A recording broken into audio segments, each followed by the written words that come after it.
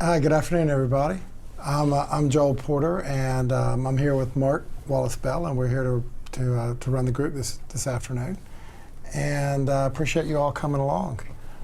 Why don't we start by just introducing ourselves and share a little bit about what it is that led up to you coming to the group this afternoon. Like I said, I'm Joel, and I work here, and more than delighted that you guys have shown up and that we have the opportunity to have a conversation and just see where it goes. We can start anywhere we want. I'll get it out of the way.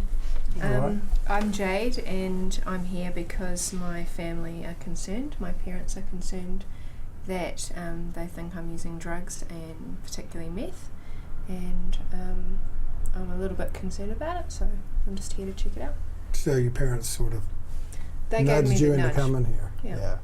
But I'm open to looking at it. Okay, so you've come along just to kind of see what we might have to say or what you might be able to Yeah, I've learn. never been to anything like this. So. Right, so this is brand new to you. Mm-hmm. Okay, well, welcome. Thanks. Nice to meet you, Jade. Hey Jade, hello everybody, my name's Nick. Hi Nick. Howdy. I'm coming along to this because my wife really wants me to come. She thinks I've got a bit of an alcohol problem and maybe a bit of a problem with gambling, so I want to keep my relationship with my wife, my marriage happening, so that's pretty much why I'm here. So you got a little nudge, kind of like Jade did, to come. Not so much a nudge as a kind of a kick out the door. So, Right, yeah. so she's pretty worried about all this. Yeah, I guess she's a bit, something going on for her. Not sure what it is, but yeah. All right, well, good. However you got here, I'm glad you made it. Sweet.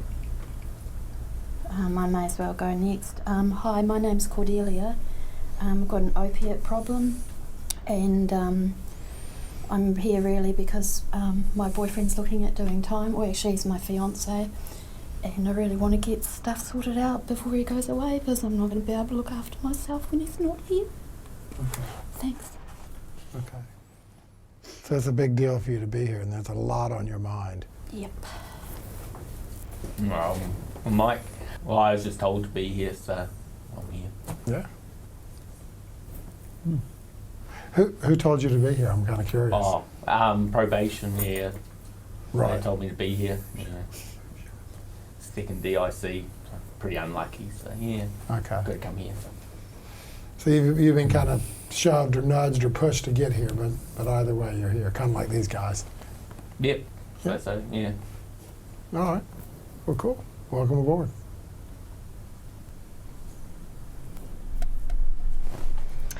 I'm Julie, and I guess I just want to know if there's anything you can help me with. I just really want to cut down my drinking. I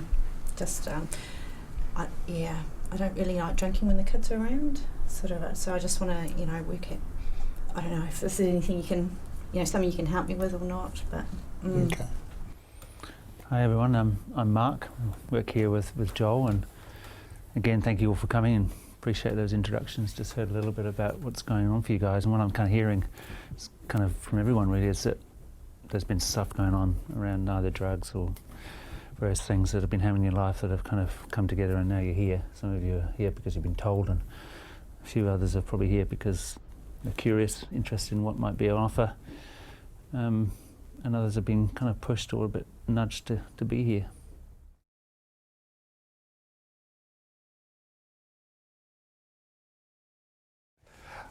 So what would be a good idea right now is to talk about some guidelines, about some things that might make you feel more comfortable or safe to be in the group. And I was just wondering if anybody has any ideas or thoughts about that. A lot of times people wonder about confidentiality and things like that. Yeah, I don't want anybody to kind of see me out in the street and say, I saw you at that meeting Okay. from here. Okay. So you like, I want my privacy when I come here. you just like for people to respect that they see you here, they know you here, but anywhere else, you'll say hi if you want to. Not to be stink or anything, I just... No, I think that's fair enough. I think if any of my mates sort of found out that I was here doing this, I'd probably be a bit embarrassed as well, so yeah. How's that sound to everybody else? Thank you. Yeah. Okay. So privacy is one thing, and Mark and I can rest assured that confidentiality of what we hear in here will stay in here. And we try to impress that upon the group, that you'll keep what's said in here, but we can't, Mark and I can't ensure that that will happen, but we just, hopefully everybody will agree to that. Anything else that would be helpful to get us going off on the right direction? We get a certificate at the end, do we? Yeah. Successful completion. We give you a certificate of completion. And we do a lot of work with men and women coming through probation, and we let them know that you've gone through. Anybody else? So we've got trying to find a way to weave hope in, and maybe find a place for Cordelia Stone. Privacy, confidentiality, respect. People to try to be as open, as honest as possible, as they feel comfortable with. All right, well, it seems as though we found some common ground about what people can feel safe with, and some connections have already been made about why you're here, and I really appreciate people disclosing a little bit about what brings you here, because, it's a big deal, and I respect that. I'm pretty clear that this isn't where you guys would choose to be if you had to be somewhere.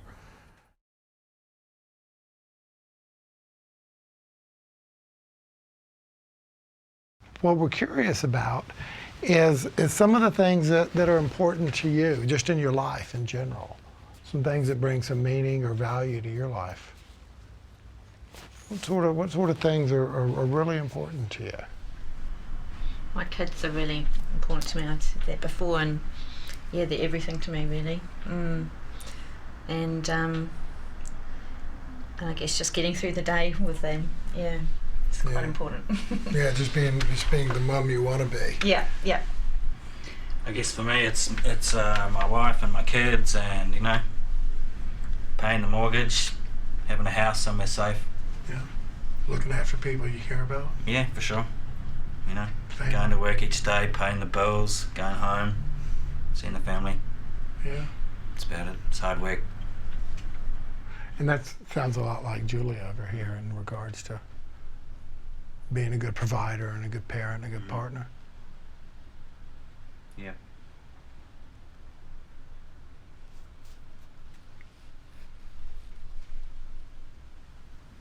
It's kind of interesting. I'm reflecting, kind of think what I'm hearing. And Joel asked the question, what's important to you, what do you value? And none of you have put drugs or gambling or alcohol above those things you just talked about. Don't know what you think about that.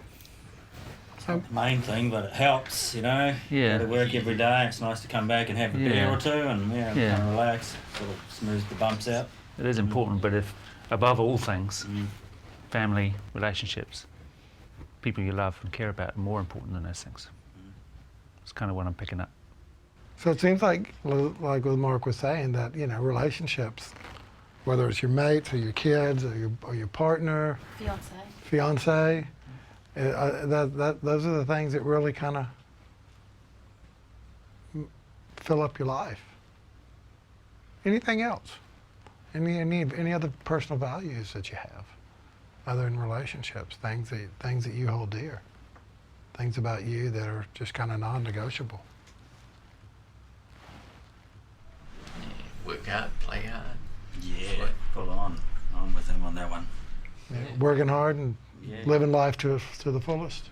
Well, working hard, and I feel that I work hard, so I deserve a reward. Yep. So a few beers down the pub and maybe pokies, and just relaxing. Yeah. Put in the hard hours at work. So my job sucks, but I stick at it because I got a mortgage and stuff. So It's connected up to your family. yeah, that's it. I got to.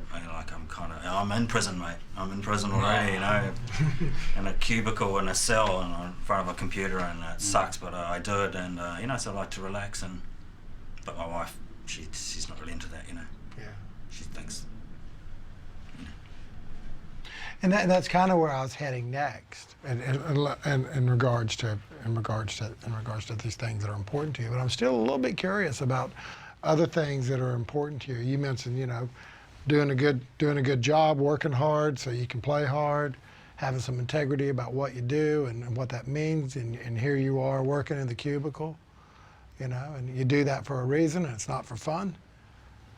So, that seems to me, it sounds like integrity. How about other folks? Well, I'm studying, so it's important for me to finish my degree. Yeah? Yep. What makes that important? What are your Well, I hopes? want to get a good job. I don't want to just be on the dole or something. Yeah. What are you studying? Commerce. All right.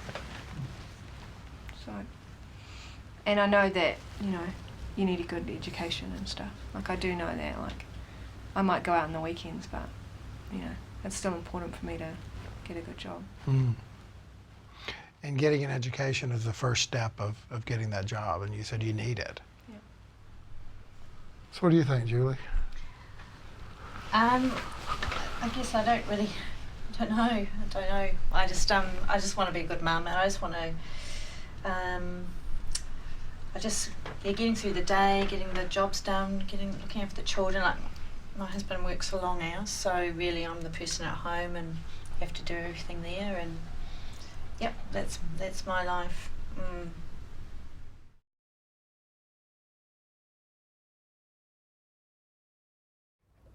And how does your drinking or your drug use or your gambling, how does that fit in with these things that are important to you? Your relationships, your kids, your jobs, your priorities, your responsibilities, your integrity, your dreams.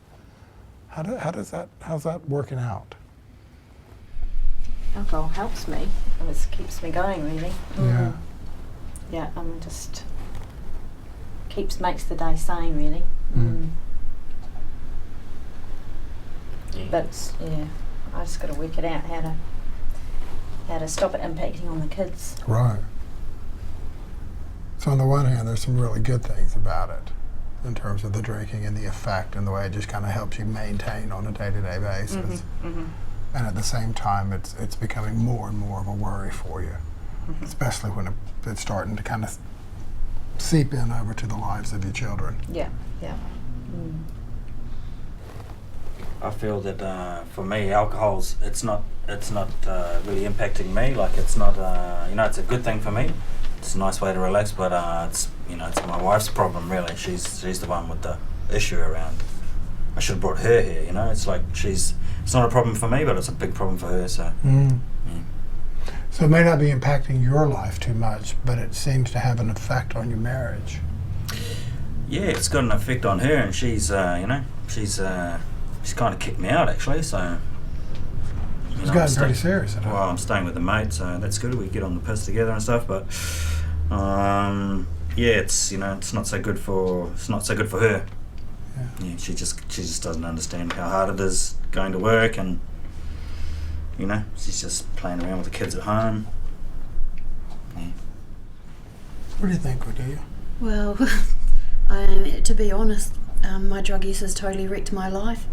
It's pretty messed up. And if my main focus in my life is my fiance, well, he's going inside because of our drug use. So it's pretty messed up. And, it's been going on for years. I've got hepatitis C. I'm injecting into some pretty unsavoury places. I've got no veins left. It's, my family, they've had enough. My drug use has absolutely impacted my life in a huge way. I ain't going to lie about that. Well, that's a little different than everybody else, because everybody else is more trying to find a place for their drug use so their life doesn't have to change. And what I'm curious about for everyone else is that suppose nothing really changes around your drinking or your gambling or your substance use, and things kind of keep the course they're on. How do you think that's going to look a year or 2 years down the road?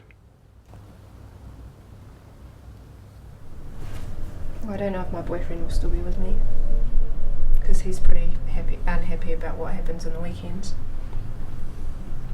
So we normally have a fight by about Sunday.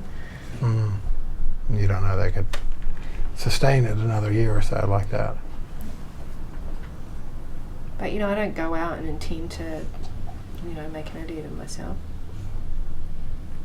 And I don't want to hurt him, but somehow I just seem to get myself into tricky situations. Yeah. when I drink. Or use something else, and he's like really anti drugs and stuff.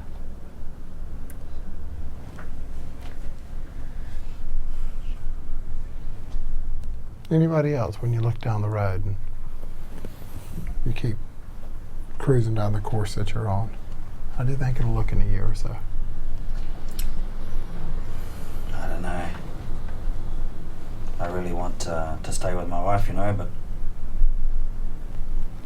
I'm good most of the time, but it's just she's not into the booze, So So what I hear is some people merely sort of keep things kind of together, the drug taking, the using or whatever, and these other things like relationships, just about kind of working together just about. And then for some of us things have really got to a point where you've got to do something now because you don't want to go back there. Yeah, I guess I sort of thought when you asked that question that I guess I saw my mother, and that's where I would end up, which wouldn't be a good place. Your mother? That if I carry on down this path, that I will become like my mother. Oh. How it was when we grew up. So I don't want that to happen really for my kids. So you had a bit of first-hand experience. Yeah. Okay. So yeah, I guess I thinking I want to do something about it, but I don't know if I can really. It's Such an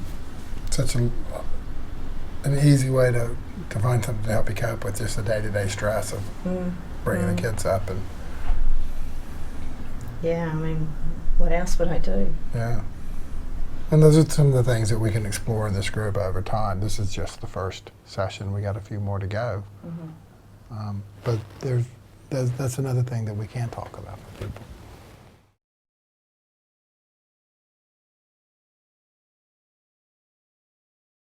So now I'm not saying that anybody in here is going to make any big, huge, radical changes tonight, right? I mean, that's not. That'd be way beyond anybody's expectation. But I guess what I'm wondering about is if you were to consider making some changes in your drinking, your drug use, your lifestyle, whatever you want, whatever, why would you do that? Why would you make some changes around something that seems to be important to you or enjoyable to you or a big part of your life? Why would you even consider that?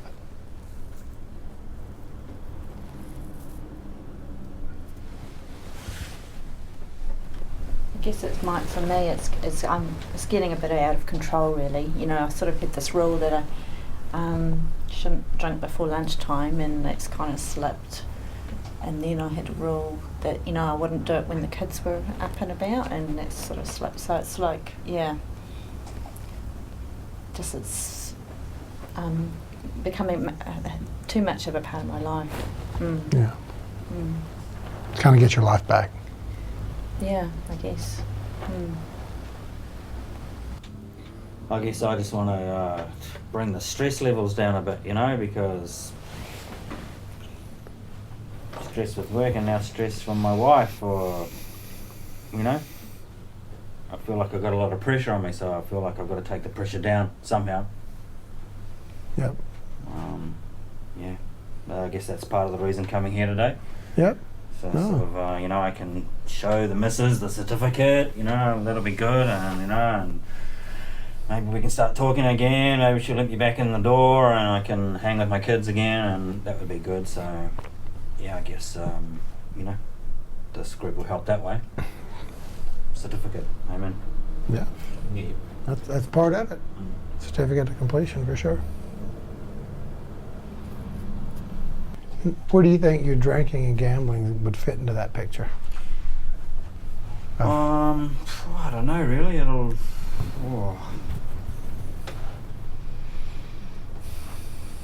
Well, obviously it's I guess it's it's part of the problem. The other part is her. Yeah. It's kind of her problem as well. But I guess going to the pub with my mates, and I actually lost a bit of money on the pokies and stuff, so I guess that's kind of part of the problem as well. Mm. Yeah. So you might be willing to take a look at making some changes around your drinking and your gambling Oh yeah, I You can know. make some Yeah. changes if it'll make her happy. in order to Yeah. get your family back. Yeah, maybe something like that. Okay. Yeah, I think I'd make some changes if it, kept my boyfriend happy and my parents, off my back. Because I feel Okay. like I constantly have to, have arguments and try and claim to them that I'm not addicted to something. Right. So maybe if I, showed them that I was doing something. Mm.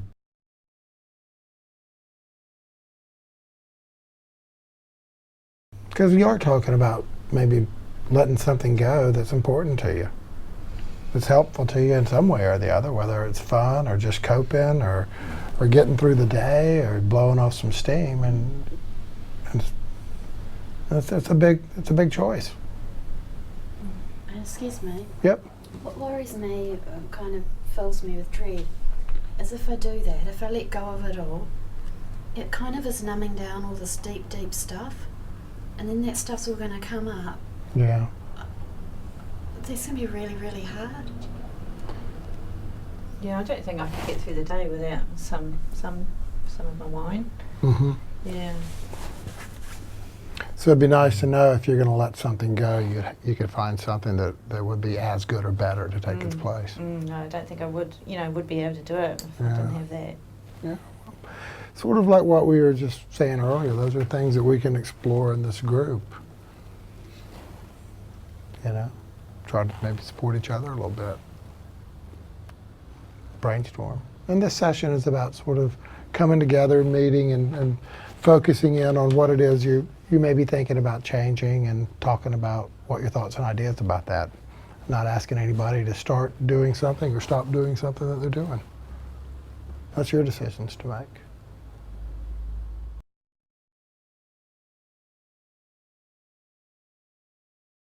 So in regards to making some of these changes and taking a look at the possibility of making some of these changes, I guess I'm kind of curious about where you're at in your confidence that if you were to make this change that you could actually give it a go, whatever that would be, or what would even make you feel more confident that you might be able to do something a little bit different around your drug use or your gambling, your drinking. Because it sounds like it's pretty important to you, both the drinking and things that it's colliding with a bit. But in regards to making some changes, where are you at in your confidence that you could do that if you wanted to? I could do that if I wanted to. Just don't want to. Just If you would, yeah, just do it. yeah. No, it's pretty clear that that you're here because of bad luck, and you've come along. You're willing to hang out, talk to us, and what I hear you saying is that if you could change, it'd be done. Yeah, pretty much. Yeah. Just go do it. Okay. I don't know how it would be with my friends if I started to do something different. Like, because we always do that in the weekends, and what else would I do? But my boyfriend's supportive, like I reckon he'd support me. Yeah. So that might be a bit easier. You've been pretty clear that that's a part of your life that he has a problem with, and he accepts you, even though he doesn't accept the meth use. Yeah, like, and he's real onto it at uni, and he's studying as well, and he just doesn't want to see me throw it away. Right. And he's part of that future that you're envisioning. So how would that be for you, Nick, to change your drinking and be around your mates? Well, I guess it's kind of a routine for me. It's kind of a pattern that I've got into over a number of years. I don't know what I could fill that time up with, It's like I go to work, go to the pub, always the same people there, maybe a bit of money on the pokies, and then go home, get up, go to work. So it's kind of for me it's a pattern, and I don't know how I could change that. It's what would I do in that time? Yeah. Which is know. which is kind of what Julie was saying, is if this gets out of my life, what's going to replace it? Totally. And Cordelia, what gives you confidence that you can make these changes? I guess just that I've done it before, and it's just like a phone call to detox or opiate substitution services. I can do that. I've even got the numbers. But where the confidence becomes tricky is with Jeff. He's never done it before. Unless we do it together, it's not going to work. So, yeah, I'm pretty nervous about that. But, maybe, every cloud has a silver lining. Maybe if he goes to jail, they'll put him on some sort of rapid detox or something. Maybe. Maybe. I don't know. So past experience will help. Yeah. Having supports around you is help. Yeah. But the most important person to you also needs to be there, and Yeah. he hasn't been through that process before, so you're a little bit worried that he might not be the best, in the best place Yeah. for you when he comes out, Or even before he goes. or even yeah. before he goes. Yeah. Okay. Yeah. So support, having a viable alternative to coping with stress and just managing a full-on life would improve people's confidence.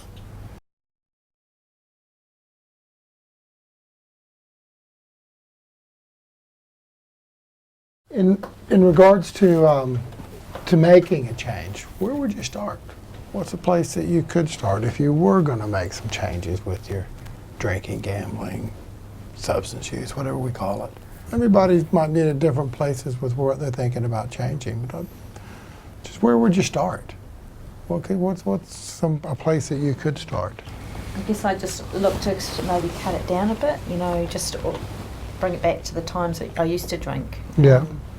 Like just when the kids have gone to bed, and Okay. maybe a bit at sort of early afternoon before I pick the kids up from school maybe. Yeah, something like that. A bit more manageable back then when Yeah. when your drinking didn't start early in the day. Yeah, You weren't drinking as long or as much. yeah. Because now I, drop the kids off to school into kindy, and then I come home and have some then, and make sure I've got a supply for the day really. Okay. And that's something you'd consider? Cutting back. Yeah. I don't know. I don't know that I can really. Okay. Yeah. I don't know. You don't think you can do it, or that you could consider it? I guess I can consider it, but I'm not sure. All right, well, that might be the starting point to think about it. Okay. All right, thanks. Anybody else? I know for my wife, Wednesdays is a bit of a hassle because she normally goes out and does this course. So, I could say to her something like, okay, I'm not going to drink Wednesday. I'll come straight home from work and take the kids, look after the kids at home. I won't have anything just on the Wednesday. So that'll be like could be like my foot in the door, get the wedge in there and sort of, kind of work it from there. Certificate, chocolates, flowers, wedge. Yeah. Wednesdays, taking the kids, Yeah. and this could be a bit of a plan. It's a big deal to get back in the house, isn't it? Yeah, totally. Yeah.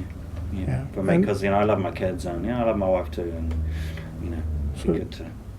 And again, that's a bit like Julie about just not changing things radically, but maybe just altering it a little bit, enough to make a wee difference. Yeah, I could give that a go. It's kind of a Okay. plan. I hadn't really thought of that until now. Just Okay. you mentioned about big changes and stuff. So if you can do it, I can give it a go.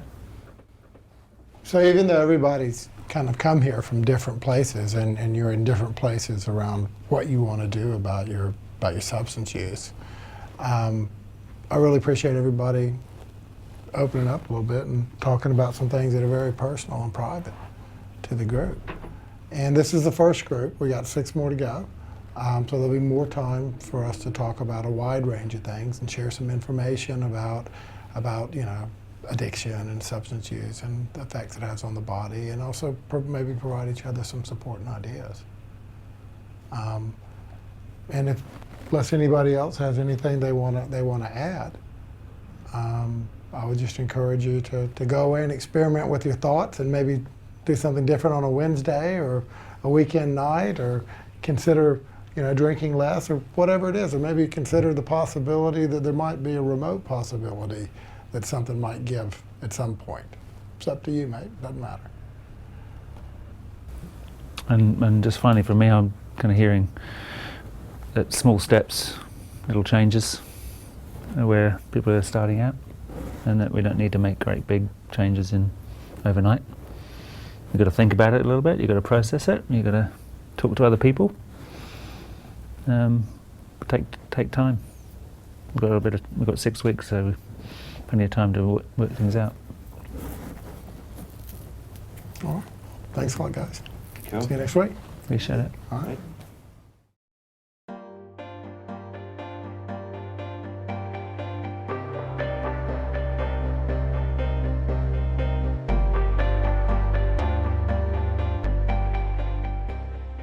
Have a seat, Brian.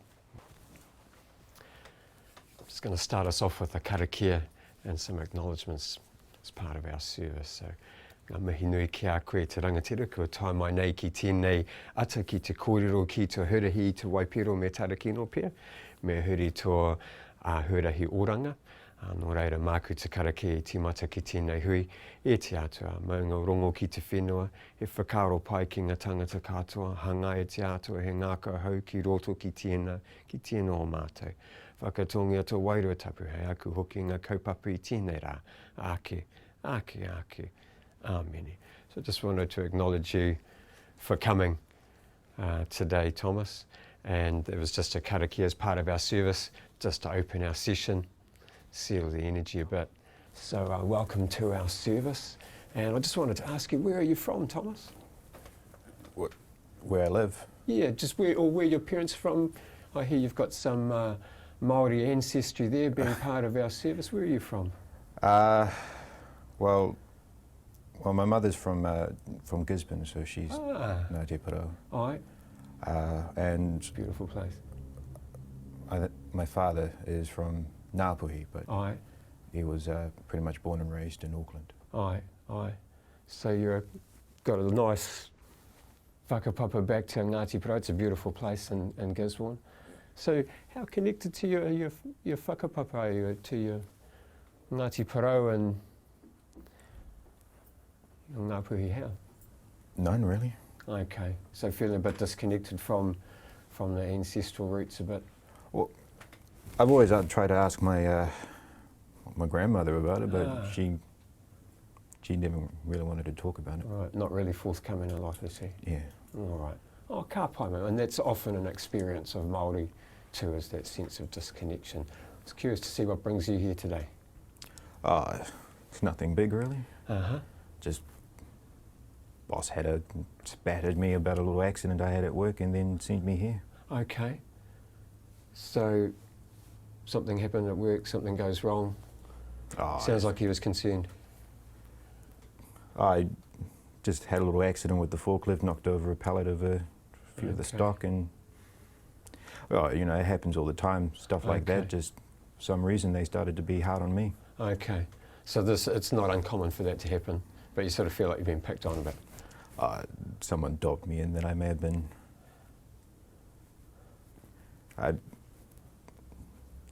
Someone dobbed me in. Okay. So you're under the influence at the time, is that what you were saying? I just had a little session just, during smoko. Okay. I can imagine that to be quite frustrating if you felt you're dobbed in and you're sitting here. So I get a sense that you sort of maybe don't really want to be here, but you feel like you're forced to come. Well, yeah, the boss told me to come here. Yeah. Okay. So tell me a little bit about your alcohol and drug use. What do you mean? Well, I guess sort of hearing that your boss is concerned, hearing that a part of you is sort of not really, it sounds like you don't really sort of consider yourself to have an issue and you're sort of wondering why you're here. But I was just curious if it was okay with you to have a little explore of your alcohol and drug use. How would that be for you? It's fine. Okay. Cool. Well, it's nothing as bad as, what the other fellas do, really. Okay. So you use With some, you got some mates who use as well? Well, yeah. Well, pretty much everyone in my neighbourhood. Okay. Just at work, you know, Okay. we always have the just, you know, it's, when it's party time, you just want to relax and Yeah. unwind. That's just the hood. That's just how it is. Well, yeah. Yeah. Yeah. Okay. So for you, it's just when you use, if you smoke, it sounds like you smoke cannabis, is that right? Yeah. So it sounds like, you know, you've got mates that use, and for you, it sounds like you don't really feel like you're any different to any of your mates in terms of what you use. Well, why are you curious to know about my mates using? Well, I guess I was curious about your alcohol and drug use. I get a sense you're feeling a bit maybe uncomfortable with some of the questions. Well, I just don't think it's an issue, so I don't really need to talk about it. Aye. So you really would prefer not to be here, not sitting in front of me, feeling like you have to sort of open up. Oh man, like I said, boss told me to come here, so I'm here. Okay. But you know, I don't want to lose my job, so I just want to Okay. look like I'm the happy employer, Yep. Sort of. doing Yep. as I'm told. Yep. Be compliant. Yeah, Tick the box for the boss. and then they'll probably get off my back. Okay. So for you, it's because you feel forced to be here that you're here. Would you be willing to have a look at your alcohol and drug use, just while you're here, just as a? So you make it sound like it's a problem. Okay. So you're getting the sense that I'm saying to you that. Well, you say alcohol and drug use, it just Okay. sounds like it's an issue. Okay. Like I said, everyone does it. All my mates do it. Okay. It's not like I do too much of it. Okay. So when you do use alcohol and drugs with your mates, that you tend to not use as much as they do. Well, I don't go overboard. Like, I'm not an alcoholic, like most of them are. Okay, so you got mates who drink pretty heavily, but you don't drink as much. Nah. Okay. Well, I drink on occasion, but Okay. So it's not an everyday thing for you. nah. Okay. So how often would you drink, Thomas? Drink? Oh, well, usually have a few cold ones after work with the boys. Yeah. And sometimes on the weekend, if I'm out with my mates, Yeah. we usually just be at the pub and whatnot. Okay. So it's sort of quite it's a usual part of your sort of routine at the end of the day, have a drink. Yeah, but it's moderation. Okay. What do you like about your alcohol use? What do you like about drinking? It just gives me a chance to hang out with the boys, really. Okay. So it's about connecting with the bros. Yeah. Yeah. What else do you like about your alcohol use? I'm interested to see what some of the good things are for you, and one, it connects you with your mates. Anything else that it does? Well, like I said, I don't really drink that much anyway, so usually just have a few with the boys. Yeah. That's it, really. So the biggest reason is to stay connected with your mates. Yeah. Yeah. Is there anything you don't like about your alcohol use, Thomas?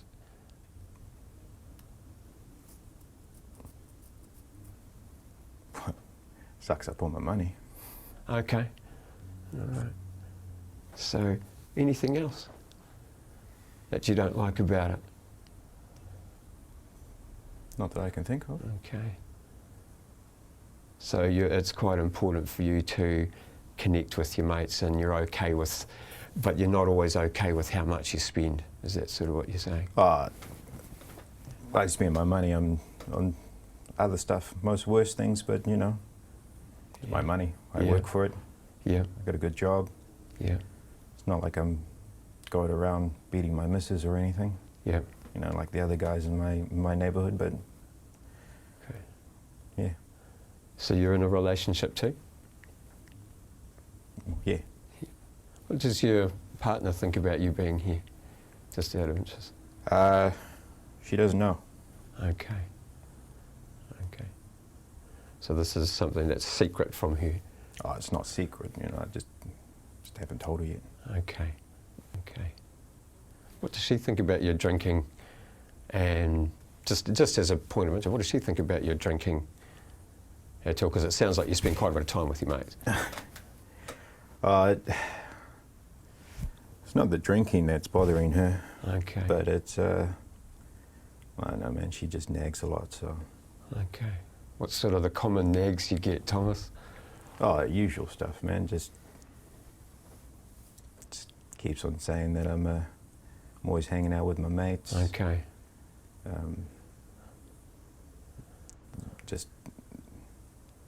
She's just always angry about something, really. So it's like she's saying, your mates are more important than me. Yeah. Yeah. And if it's not that, it's something else. You feel like you're under the microscope a bit with you. Oh, she's just, I don't know, man, she's just always nagging me about stuff, you know? Yeah. Just woman stuff. Yeah. Sounds like she'd like more time with you. Oh, I spend all the time I can with her, you know? But I can't spend all my time with her. Yeah, so you need a bit of a balance. Well, you know, just stuff I want to do. All right. So you've told me a bit about your alcohol use and how much you enjoy that, and you spend a bit of money on that too. Tell me a bit about the cannabis use. Oh, well, like how much I use? Yeah, that'd be a great place to start. Well,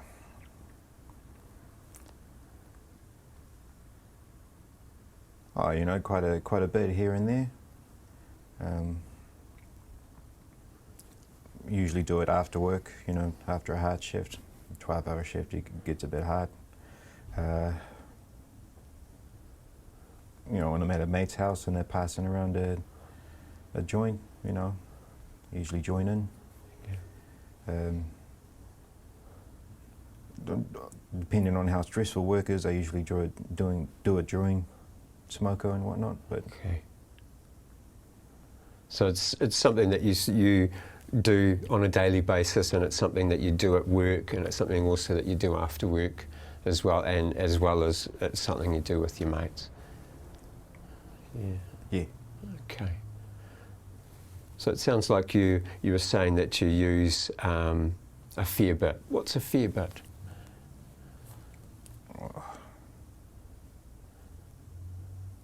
Usually go through like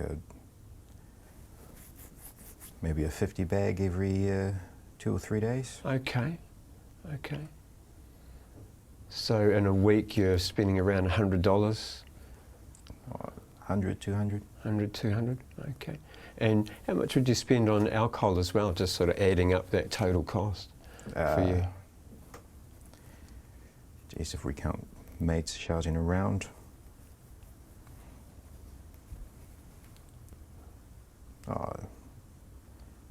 be about 100, 200 a week as well.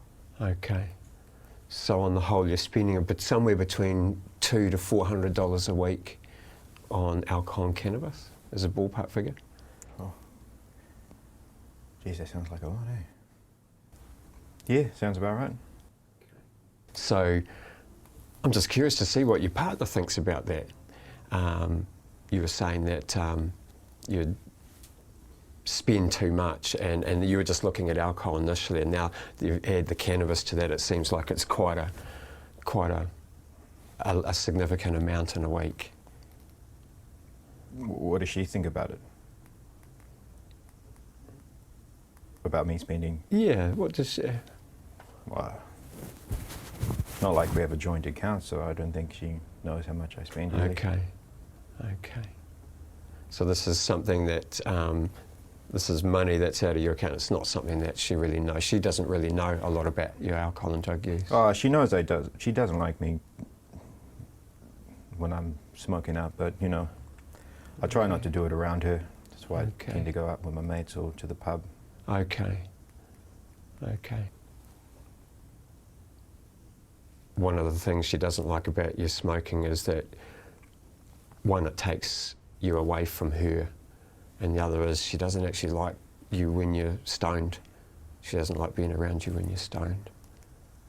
Or she prefers Well, actually, she prefers me when I'm stoned. She says I'm quite calm. Okay. But So there's some good things that cannabis use has for you, you know, it's sort of, and for the relationship from her perspective too. Yeah, but, you know, she tends to say I'm a bit more grumpy when I'm off it, so. Okay. So she'd be happy that you're on it. Sure. Yeah. And that works for you too? It works perfectly fine with me. So in terms of sort of how much you spend on cannabis and and also sort of your partner prefers you stoned, what do you sort of think about that, sort of on the two sides of the scale? About getting stoned? About your relationship to cannabis and what it means to you and the good things and not so good things it is in your life. Well, you know, it's weird, man. It's, like I said, it just calms me down after a hard day's of work. Yeah. And then I can get a bit stressful sometimes. Yeah. So it's a coping strategy. Yeah. Yeah. Yeah. I just, yeah, just, I guess it eases the pain, I suppose. Okay.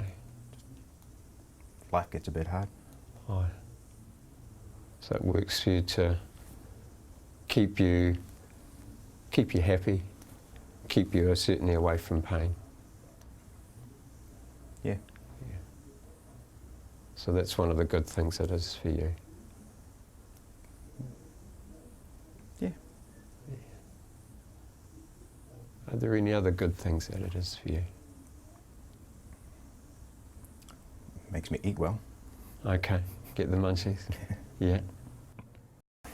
So listening to you, I can imagine that with all cannabis is to you, that it'd be pretty difficult for you to imagine your life without cannabis. Yeah. Yeah, I guess it would be. Yeah. Wouldn't probably, guess I wouldn't be able to sleep at night better.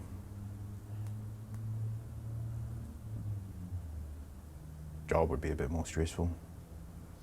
Nagging girlfriend. Ugh. A lot of the reason you use is to cope with life, to cope with the stress of a relationship, the stress of work. Almost as though it's not enjoyment rather than it just prevents pain.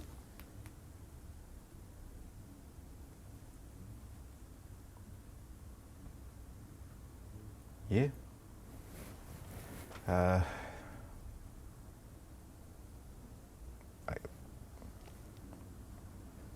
Yeah. Sounds like for you it's more about coping with pain than it is about sort of enjoyment of life, and I was just wondering how that sits with you, seeing that cannabis is such a part of your life. Well, now that I think about it, don't really smoke with other people. Okay. So it's a solitary activity too? Yeah. Yeah. So it sounds, I get the sense that there's a loneliness, that you're quite lonely. Oh, I wouldn't say I'm lonely. You know, I got mates, Okay. got a missus. Just, you know, sometimes I like to do some things by myself. Right. So you got the mates, got a missus, and you got cannabis. Yeah. It's like it fills quite a hole, or it fills up a hole. Did you make it sound so deep? So I get a sense actually that when you're reflecting on your cannabis use, from the time that you walked into the room to now, that maybe that's changed a bit. And I was just curious to see how it might have changed from the time that you walked into the room to now. What, my feelings on cannabis use? Yeah, about your thoughts about cannabis use.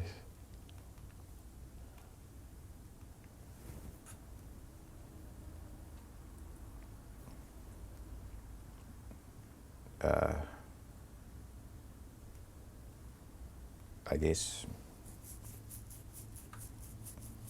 well, now that I do think about it, I do tend to smoke weed by myself a lot.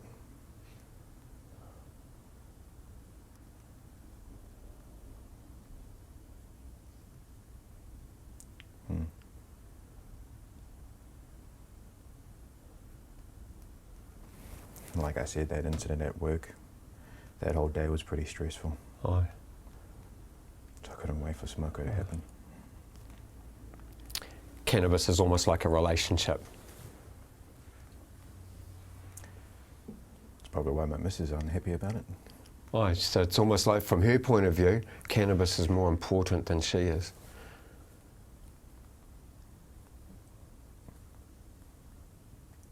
Huh.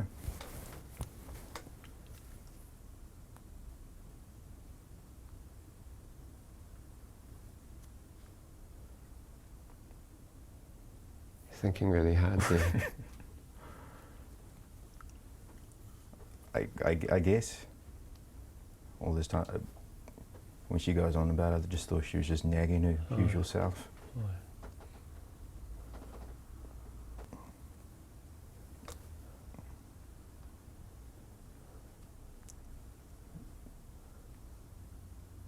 It's not that much of a problem though, is it? It would be up to you to make that decision, I think. What do you think?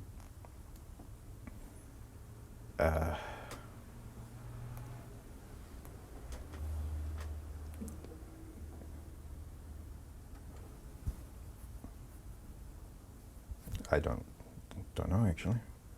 Okay. So from the time that you come in where it definitely was a problem, you're thinking that maybe there is some problems with the cannabis use or associated with your cannabis use? Well, I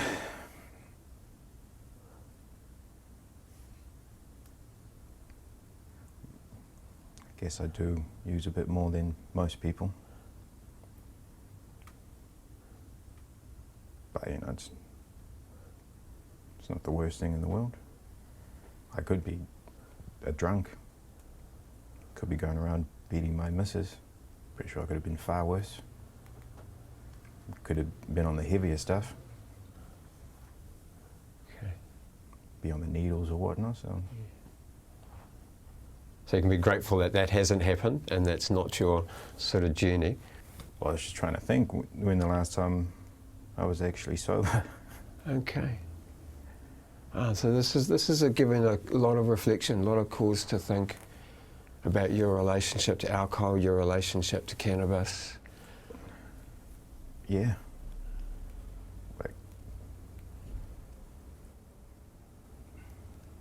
Like I said, I would always smoke up when, you know, things got too stressful. Or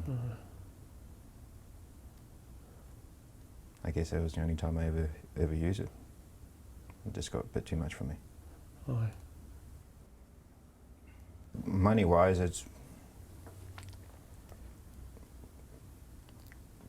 there's quite a lot when I think about it. But you know, it's not like I'll be spending it on anything else.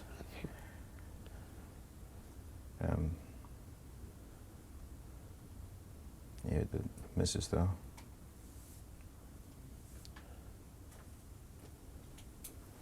What? I guess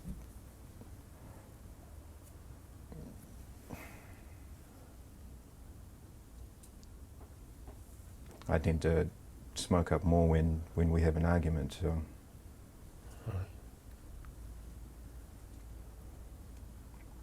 So it's sort of a way of coping again. Yeah. Yeah, I guess it is. Appreciate the honesty that you've shared with me. Even if it's made you feel uncomfortable at times, you've still kept going. So yeah, kia ora for that. And I'm not taking this information back to your boss to have you busted. Oh, cool. The way you think about alcohol and the way you feel about alcohol and cannabis has changed from the time that you walked into this room. That's, I guess, made me more aware of why I'm using it, Yeah. I think. Yeah. It's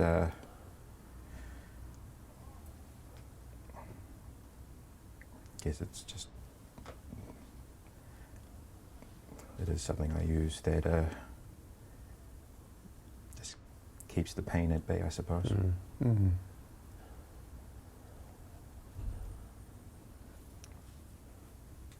Where you work long hours and Yeah. come home to a angry missus, you just,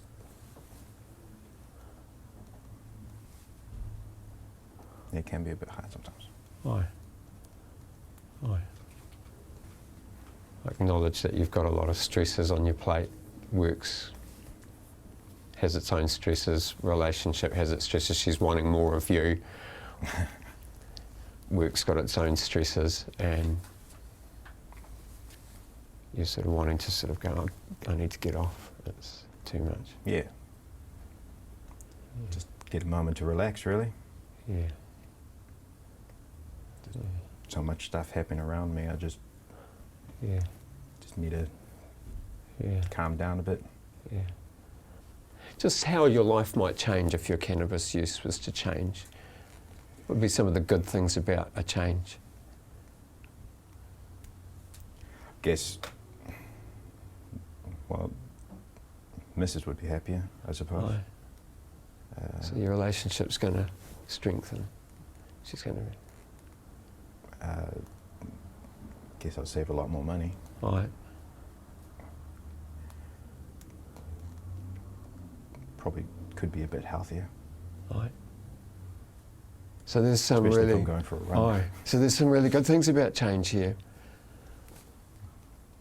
Yeah.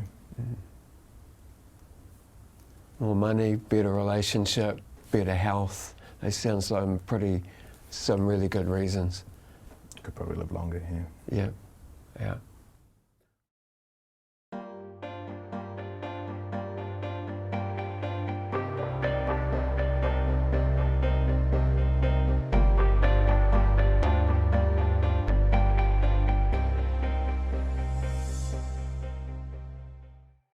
Oh, welcome. And Thank you. as I said, my name's Mark and I work here at Green Prescriptions, and I know a little bit about you from the referral letter from the doctor. From my GP. From your GP, Oh. yeah. But before we get to anything else, I probably want to just ask you a little bit about what's led you to come here today and get a bit of an idea about what's been going on for you. Well, it's led me to come here, my GP. And what did he have to say? Well, you know, I had my sort of checkup, and it revealed that apparently I might have diabetes too. Well, that's what he says. Right. I frankly, I feel perfectly well. You know, I understand people with diabetes are a little bit plumper than I am, but that's really why I'm here, on his command almost. Right, so he kind of Otherwise gave he's- you a directive. Well, he did. He says he's going to put me on some sort of program if it gets worse. But as I say, I feel absolutely fine. So it kind of came a bit of a surprise. You're feeling okay. Yeah. You go for this checkup with the doctor, and he says you've got type 2 diabetes. I'm very surprised. Came out of the blue for you. Yes, I think it did. And you said you kind of don't fit that kind of type 2 diabetes look that you kind of have this idea of people being a bit overweight with it. That's what I understand. You know, and I'm not overweight. I sort of look after myself to a limited extent in that way. But I'm a busy person. I suppose I burn off the calories. I don't know, really. It's my lifestyle. So it doesn't quite fit in your head, type 2 diabetes and your No. lifestyle. No, not at all. Comes Not as a at big all. surprise. And what was your reaction when he told you that at Well, the time? I thought he must be joking, to be honest. I thought, you know, why you look around you. I just felt that, I mean, I don't think he was wasting my time, because why would he do that? Yeah. Right? He's got a job to do. Absolutely right. He's got a job to do, and obviously the tests have come through, and I have got this signs of diabetes too. Right? I just think that, well, I just don't feel like it, Mark. So how you feel in your head I feel and what the absolutely tests fine. say kind of like don't join up. Well, physically I feel absolutely fine. I don't see there's anything wrong with me at all. I mean, I get around, I sleep pretty well, I sort of, I'm compos mentis, I don't... Yeah. What's the problem?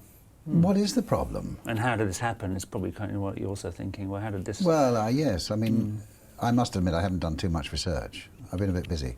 Okay. But he was saying something about, I don't know, family or whatever, I don't know, and I don't know if it's hereditary. I think he said something about it being hereditary. So he mentioned that it might be a family thing and something you maybe got from your parents or something as well. Yeah, it could be because my mother mentioned that my father had diabetes. Right. Diabetes too. And if I think about it, his brother, I haven't seen him for years, but he might well have it because he is a pretty cuddly guy, he's pretty big. So he fits the picture. Well, when you think about the, what the stereotype. Yeah, he's a stereotypical kind of, guess. a little bit bigger, perhaps doesn't look after himself that well, and well, he yeah, I fits, mean, as that far as I fits. know, I haven't seen him for I don't know how many years. So you've got this knowledge, this awareness that there's some family history of diabetes Apparently so. in the past. Apparently so. The doctor mentioned that as being a factor. I mean, it is hereditary, is it? That's certainly true, yes. We know that people who've had parents or it's been in the past, there is a hereditary factor or a genetic factor involved. A genetic factor. And so, does that mean that if you've got a history of this within your family, if it's genetic, you are more likely than not to get it? Correct. Yeah. Oh, so it's... But it's not inevitable. Right. Okay. Because it's genes or the hereditary factor is not the only factor that causes it or is involved in its happening to you. So there's other factors that can I'm sure you're play. going to tell me what they are. Well, you've mentioned some of the things you know, and one of those is hereditary factors. You mentioned that, the doctor mentioned that. And what else do you know or have you heard? You say you haven't had a lot of time to do the research, but what else, other things have you... To be frank, Mark, I honestly don't know. I mean, I honestly don't know what causes it because I've never had any reason. It came upon me from the GP and took me back. Yeah. The hereditary thing, I thought, oh, well, maybe that's the explanation. That makes a bit of sense. And why go any further? Yeah. It's there. Yeah. Can't help it. Yeah. They live pretty long lives, Yeah. All right. They managed with it. Relatively. They went into their 70s. Yes. Okay. I don't know if it would be helpful for you if you'd like to know a little bit more about some of the factors involved in type 2 diabetes. Well, if that would help. If there's something that you think that, yes, of course. Well, I'll perhaps show you what I know from working with other people and some of the things I've experienced from working with people. Okay. And see what you make of it. See if it fits a little bit more with where you're at. All right. We know that there is a strong family factor or hereditary factor, so that's one aspect. It also tends to happen a little bit later in life rather than something you might get when you're a teenager, this type of diabetes, so it's a later onset. It takes a bit of time for it to develop, maybe. And the main reason, I think, the main aspect of it is that have you heard about insulin? I've heard of it, Yeah, yes. insulin. So that's a hormone or a chemical that allows you to utilise sugar in your body. Right. All right. And type 2 diabetes, typically people have a resistance or a resistance to insulin in their cells, or in their fat cells or their muscle cells or the liver cells. They can't use insulin. And so sugar builds up in your system. Are you saying that they can't digest insulin? Is that? You need insulin in your cells, individual cells in muscle or in fat or whatever, to use up excess sugar or to utilise sugar. Oh, I see. So it's like a balance. That's right. So insulin, Exactly. you kind of as your have yourself control. a Mars bar. Yep. Or something, and then what balances that out in the body is the insulin taking off the excess, or digesting, should I say, the excessive sugars? Exactly, that's a good way to think of it. Is that what happens? Exactly. And what's happening in type 2 diabetes is your fat cells and liver cells and muscle cells are resistant to insulin. It's almost like they're saying, we can't use that. Why? And we're not entirely sure, there's a lot of research still going on as to how this happens and how that could be modified. Mm-hmm. But what we do know is that one of the key things in managing it is to try and modify or modulate, control the amounts of sugar that are in your system. Right, okay. Yeah. So there's a couple of things that we know that people with type 2 diabetes have to look after and have to think about if they want to control the amount of sugar that's in the system, which is the main issue that's causing some of the health problems that people have with type 2 diabetes. Too much sugar, and if it's not able to be utilised in the blood cell, in the fat cells or liver cells, in your muscle cells, it stays in your bloodstream, and that can cause problems with your circulation. So too high blood sugar and too lower blood sugar can be a problem. So sugar is the main concern in type 2 diabetes. And you mentioned earlier on a couple of things that the doctor, or you mentioned some signs that he was kind of a little bit concerned about. Well, What things had you noticed over the last month? you mean personally? Yeah. Well, I don't know. I mean, the thing is, you see, that... I mean, I did think about this a little bit, and I thought, well, over time, if things happen slowly, you don't really notice as you get older. Yeah. I mean, I don't leap over 5-bar gates like I used to, you know. As opposed to running with the backs now, I tend to spend more time, you know, with my old mates in the bar at the rugby club and the such like. Yeah. And the fish I'm hooking, I'm not after the kings anymore. I go for the snapper now. It's a bit easier, you You know. have a slightly more sedate lifestyle. Yeah, absolutely. Don't go as hard as you used to. Yeah. You just do.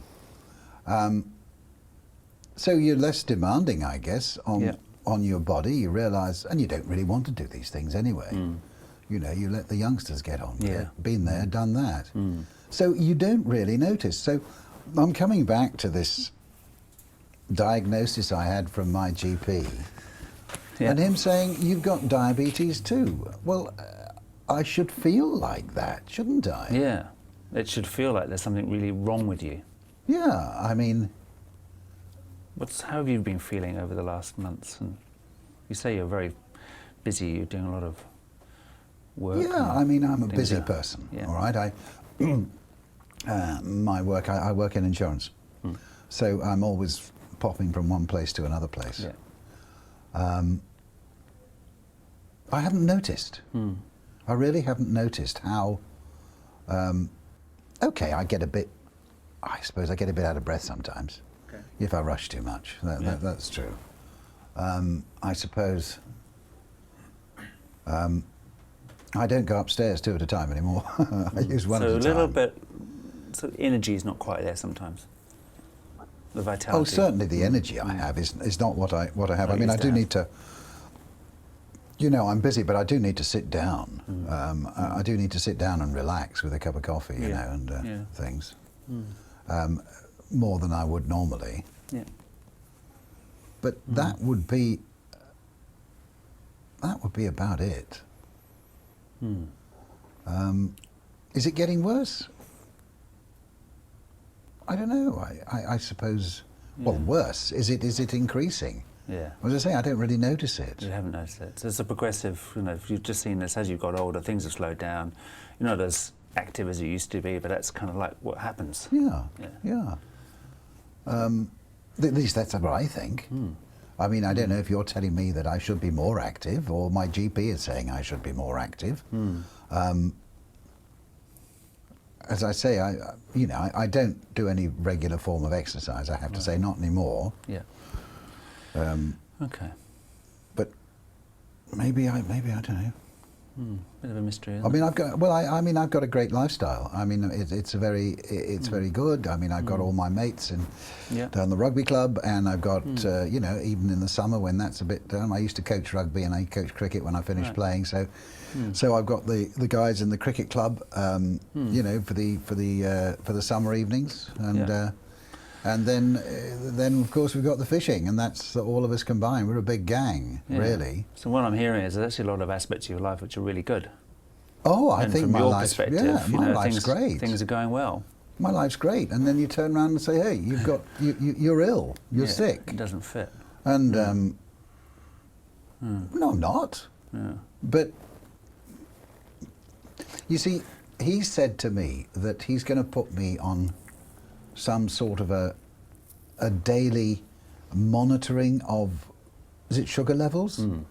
And I'm going to have to take regular pills. Right. Well, frankly, the only pills I take are sort of paracetamols When for you a get bit of a head in the headache. morning, you know. Yeah. So the idea of having to test your blood sugar and take medication is kind of like, oh, Come on, you know. it's a bit too. Well, life's too too short. much. Oh, it's the truth. Yeah. You know. Okay. I mean, you And know. you're here today, and that's probably something in you thought, well, I'll follow this through. You know, I'll come along and see what they've got to say. And I'm just wondering, for this session, for the time we have today, there's a number of things we could talk about. You mentioned a couple of things about your lifestyle, and medication is one thing. You've been told by the doctor you might need to do that. And a number of things that we could talk about today. Which area would you think would be useful for you to focus on? There is something that you sort of prompted me to think about, and I split up. My wife and I, we split up several years ago now, and you know, we've been married for many, many years, and I think she used to look after me because she used to do the cooking and stuff like that. Okay. And I have to say that I'm not the best cook in the world. And being on the run all the time, and you know, once I get back home, it's time to go down the rugby club or whatever it might be, or out with the mates. And I suppose my food is not as healthy, perhaps, as it used to be when she was around. She's moved down to Hamilton to live with her mother. Right. If you've met her mother, anyway. But So things since you've been on your own, since you've separated, divorced, and you've noticed that the things you eat and how you eat has changed. yeah, I mean, mates and their wives are pretty cool about it sometimes, because you know, they'll invite me around for dinner and so on.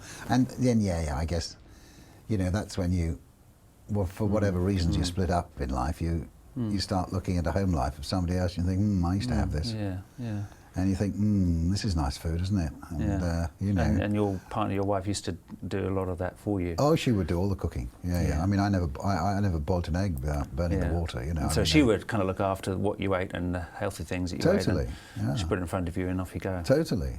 I mean, I was just in charge of the wine. You know. And now you have to think about what you might eat, and sometimes you don't eat the best. Well, this is what I'm saying. Options. Maybe I'm not thinking about it. Maybe that's the thing. Maybe I'm just, you know, because, you know, there's the pizza shop's just up the road. Yeah. And then there's, I mean, okay, I confess that lunchtimes occasionally I'm hungry, and McDonald's is very convenient, or Kentucky Fried or whatever. Very appealing, isn't it? You know, it's very easy, and then you think to yourself, well, I mean, I do think to myself that maybe I should have a few vegetables around here or whatever, but then you can go out into the supermarkets, you know, and you can pick up what they call TV dinners, and so when you bring those in and you open them up and you put them in the microwave, and there's vegetables there. Yeah, it looks pretty good on the Yeah, plate. it looks fine, you know, etc. I mean, so that will happen occasionally if I've got a night in. But cooking-wise, no, I haven't cooked anything other than boil the water for the kettle for a cup of coffee for ages. So food choices and what you eat and what's in your diet has not been something you've actually been aware of or had to think about in the past. No, I do miss her breakfast, I have to say. We always used to get a nice breakfast with... So one thing that you notice is diet and the eating patterns and when you eat. That's one aspect. What other aspects do you think you would be... Well, I used to be quite a heavy smoker. Right. I mean, I'd smoke a pack and a half a day. Yeah. And I knew that wasn't doing me any good. Right. I mean, the thing is that when you're I've always smoked. So, but when you're young and you're a sportsman, you know... You can kind of juggle those two things. Yeah, well, the two things, they balance out. You can still run, you know, and everybody else have a cigarette.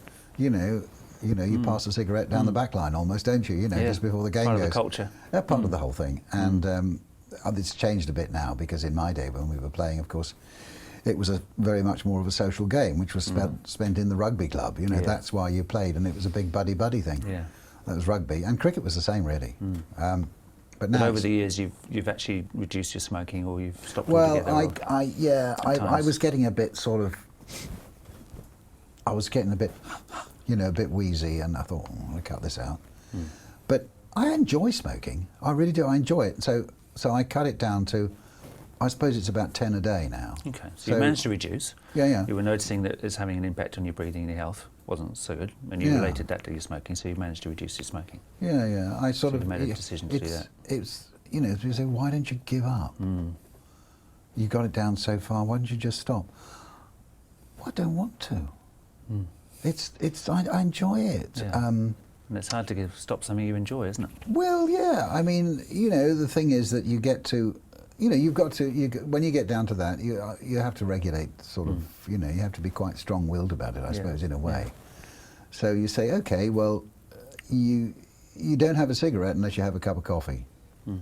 Of course, that's a double-edged sword a bit, because then I found I was drinking more coffee, so I could have a cigarette, Yeah. And sugar in the coffee? Oh, yeah, 2 sugars. A couple of sugars. Yeah, a couple of sugars in coffee, yeah. So we've cut that down, as I say, but the problem goes that the coffee, we're up to 8 or so, 10 cups of coffee a day now. Drinking more coffee. So what I've heard you saying so far is, if I can just start right back from the beginning, and he came in and said, right, I went to the doctor. You went for it. Sounds like you went for a kind of just a checkup. Yeah, no, there's a friend of mine, one of the guys down the rugby club. He said, oh, I'm going for my annual, MOT. warranty of fitness sort of thing, Yeah. And I thought, no, that's an idea. I've never been to one of those. Get a checkup. Why not? So I'm 55, and you read in the papers, it's there. Yeah. At 55, you will, heart disease is more prevalent, and all these sorts of things that you get around about this middle-aged time. And so I thought, well, I'll go and have one. And frankly, when I went along, I was very confident. I thought, the doctor's going to be saying, I wish I was as healthy as you, sort of thing. Yeah. But unfortunately, he came up with this. That's the only thing I think he really came up with. I So think everything else looked pretty good. Well, cholesterol's quite good. It's Cholesterol not too good. bad. Your weight's good. Yeah, not too bad. You are smoking, but you've managed to reduce that. Well, yeah, I've cut it down. Yeah. And I mean, that's everything been else for you years, got, mind. You got ticking down the list. Tyres good, oil good. Absolutely. It's and all then we looking come good. to this. And hang on. Too much sugar in the tank or something. Yeah, there's I something don't wrong know. with this bit. So, yeah.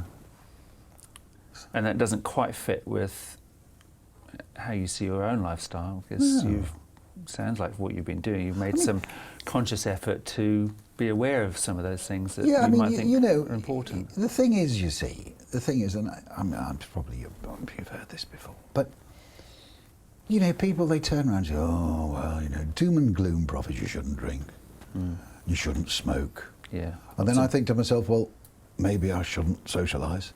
And then after that, well, maybe I shouldn't be alive. So kind of like a domino effect. Suddenly I'll be just. What's going on I'll be here? sitting This is so many people's lives. And I suppose, if it came down to it, then if somebody said, well, you can solve this problem by taking a pill once a day. It'll keep it down and there will be no problems. And I could go with that. Yeah. But what I don't want to do, doctor was saying, or insinuating, that I'd have to change my lifestyle. Big, broad kind of, like you've got to change everything. It was, and I said, well, no, I'm sorry. I'm not going to change my lifestyle. I've got to where I am. I'm reasonably happy. Okay, I wish I wasn't separated. Okay, I wish my kids were still around. One of them's off now back in Europe, playing rugby in France. So your thought was, right, hear that, but actually, I don't want to make all these big changes in my life. I don't want to, because I don't feel that I feel like you need need to. Yeah. I mean, it's, why? I can't argue with the medical profession, Mark. The test is the test. Because I know that's nothing. what it is, yeah. So, I mean, what suggestions would you have? I mean, what sort of... I don't know. I think it's up to you where we start. And that's a question I've got in my mind. You've mentioned a couple of things that you've already made some effort or been conscious of. You've mentioned the diet. You've mentioned your smoking. Those are two quite important aspects that we often talk about here and Is smoking help related people to with. diabetes then? It can have an impact, yes. So 'cause smoking affects your blood system, so it hardens the arteries. And over time, it can have a significant impact on healing of wounds. So people with type 2 diabetes, often if they get a cut or a bruise or something, it takes a long time to heal. Smoking reduces the amount of oxygen in your system, so that can further, lengthen the time it takes your body to heal. So we know that smoking and type 2 diabetes together Don't help. isn't a good combination. Is it okay if you have one without the other? I'm sorry, it's a silly question. Well, the question is, I suppose, that I have for you is, where would you think, for you, would be a good place to start? If you were going to make any changes, even small changes at the beginning, rather than just thinking, oh, I've got to change everything, which sounds like you're not prepared to do a whole lifestyle change, and I don't think that's what we're talking about here. Where would you feel most comfortable to start, if you were going to make any changes at all? Where would I start? Well, what if I cut down on the sugar in my coffee? If we could have long blacks, no milk, and no sugar, That might be a start. I think I could probably handle that. And what we often find is that people make these little changes, small changes, and that starts to kind of Sort of a rollover effect. The domino effect starts to happen, and you start looking at other aspects. So rather than thinking, oh my God, I've got to change all these things, I've got to stop smoking, I've got to exercising more, I've got to, start eating more fruit and vegetables, you might start with these small changes and then... I mean, how much exercise should I do a week? I'm reluctant to give a prescription for that, because I think it's really up to you, and I think it depends on how things go as to how much you need to do. Right. You mentioned earlier on the doctor's talking about you monitoring your blood sugar. Yeah. So depends on how that goes. Let's say if you start doing that and you do some more exercise, you start to have longer blacks rather than short blacks with lots of sugar, and you cut down the sugar and you find your blood sugar starts to come down, then we're heading in the right direction. Okay, so it's really, I suppose, up to how things go for you, and you get that feedback, and if that's going in the right direction, you carry on doing and do some more of that. So are we saying then that really all I need to do for this moment is I can forget about everything but cut out the sugar in the coffee and the milk? I don't know, but you might as well, milk without sugar is silly. But if we do that, is that where we start? I think where we start is where you feel comfortable starting. Well, I mean, that's something that's not difficult to do. Apple you start for breakfast and get yourself an apple, a bit of apple and so on. So what I'm hearing you kind of saying is that you're now starting to think of some very useful little starting points. Not huge changes, but some little things you could do. Yeah. And it's kind of dawning on you that there may be some possibilities here for making some changes. Let me ask you this. Let's say you put some of these things in place and you start to make some of these small changes. Yeah. Where do you see that taking you in the next 3, 4, 5 years? Where do you want to be in 3 to 4 years' time? What would be your ideal picture? Well,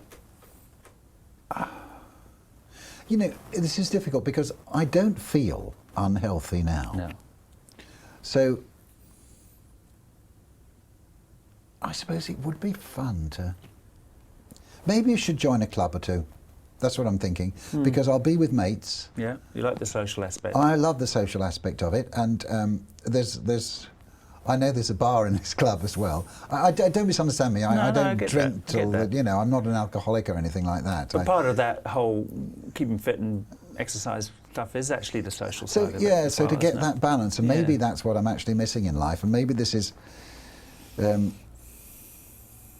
I mean, yes, I do get up in the morning sometimes, and I suppose I do feel a bit... even after a decent night's sleep, and you need... I'm getting this cup of coffee, and maybe coffee helps a little bit. And that gets me going, And the sugar in it helps. Yeah, the sugar gives me the boost, I suppose. It's fantastic. So what I'm hearing is that your work, your routines are... Sometimes you're driving, or you've got to keep awake. You get up in the morning sometimes and you haven't quite got that buzz or that energy. So you Yeah, need a you shot, see. and then throughout the day you might need some more shots to keep that energy up. If I give up sugar in my coffee, give up the milk, black coffees, right? Yeah. If I find some social form of exercise, Mm-hmm. like squash, An activity which has got a start and a finish, and it's something you do for a slot, yeah, and then there's maybe some social aspects to it as well. You Yeah, can see and some then- benefits and some enjoyment to be had from and that. then, you know, give this, say, 6 months, I don't know what period it will be, then go back to the GP and say, test me again. That sounds like a great plan. And so maybe that would, Yeah. Sounds like a maybe good it's an idea. I mean, I think anything you do, it has to be something you've decided. You know, you start where you want to start. You mentioned some really good ideas about possibly getting a little bit more exercise into your life, doing something like squash or something of that nature. You've mentioned some really good ideas about reducing the amount of sugar you're intaking during the day, and coffee is a good place to start. Having an apple for breakfast, I think you mentioned that, a bit of fruit. yeah, like my wife Those are used to, some really yeah. good ideas and good starting points. So thinking about it like that, where are you now? Where's your thinking now? Well, you see, I mean, I'm thinking, actually, I mean, it might not be a bad idea, this, because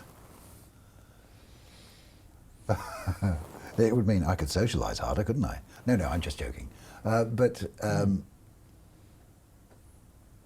Yeah, I mean, why not? Why not? Why not? It might be fun. It's a new path. What's to lose and what's to gain? Well, it would appear there is something to gain. And, I mean, what do I lose? I don't know till I do it.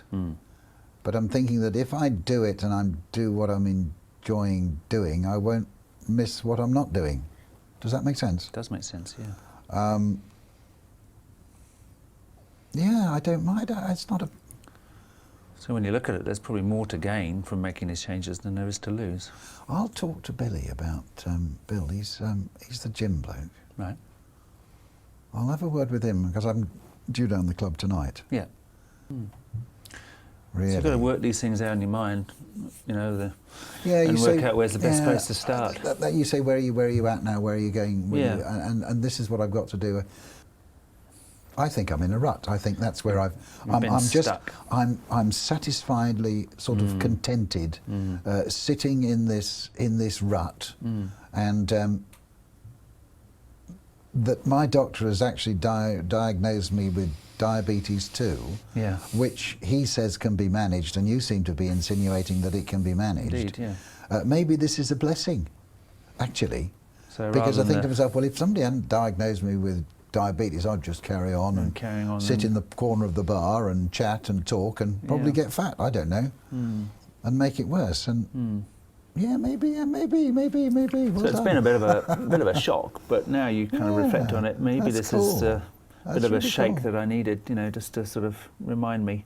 I might feel okay. I might, from my perspective, your perspective, you're thinking, well, what's the problem? Everything's fine. But now you seem to be thinking, well, maybe things weren't or aren't as good as I thought they were. Yeah, I mean, I think you're quite right. I think you just... Things could be better. You I don't know, you become sedentary, don't you? No, actually, this is quite exciting. This is quite exciting. Yeah, I think sense to myself- that. I sense think it to in myself, you know, that I you're think, I think, God. Quite invigorated by the Yeah, idea of I mean, this is cool. It's like making an some old of challenge these again. changes. Yeah. This is good, and You're up for the challenge. I think I am. I mean, I never thought about it, but when I think about it now, it's what am I doing here? Why am I like this? Why am I just happy, contented to drift? To think about when you were, just this is an interesting question, see what you think. You were a coach, you maybe will be a coach again. Yeah. What would you say if you were talking to yourself, if you like, you know, if you were the coach saying, Oh, right, so if I was yeah, if what I would was you sort of be saying? observing, as Yeah. it were, watching myself, what would I say? Well, I would say, you know, are you happy? Yeah. That will be you contented with that performance of you and your team. And I suppose our own personal lives are a little bit like that. There's lots of different aspects that need to be tweaked, Yeah. modified, looked at to get the best out of ourselves, to get the best Yeah. out of the opportunities we have. I think you're right. I think And again, you put them together, and it's becoming it's a sort of an individual team job, isn't it? Really, that okay, do a bit of this and do a bit of that. Some good things some things I'm good at, and there's some other aspects where you think, but I don't have to give up anything, really, do I? Here, it's not about giving up your personality or changing who you are fundamentally. Just tweaking things, just fine tuning a few areas, and being a bit more aware of one aspect of your life a bit more, like the food choices or whatever. Well, Mike, I've really enjoyed listening to your perspective and your story a little bit, and that's helped me a lot, get an idea about where you're coming from and a little bit about who you are and what's happened in your past, and we've also talked a bit about what's going to happen next, and you've come up with some great ideas.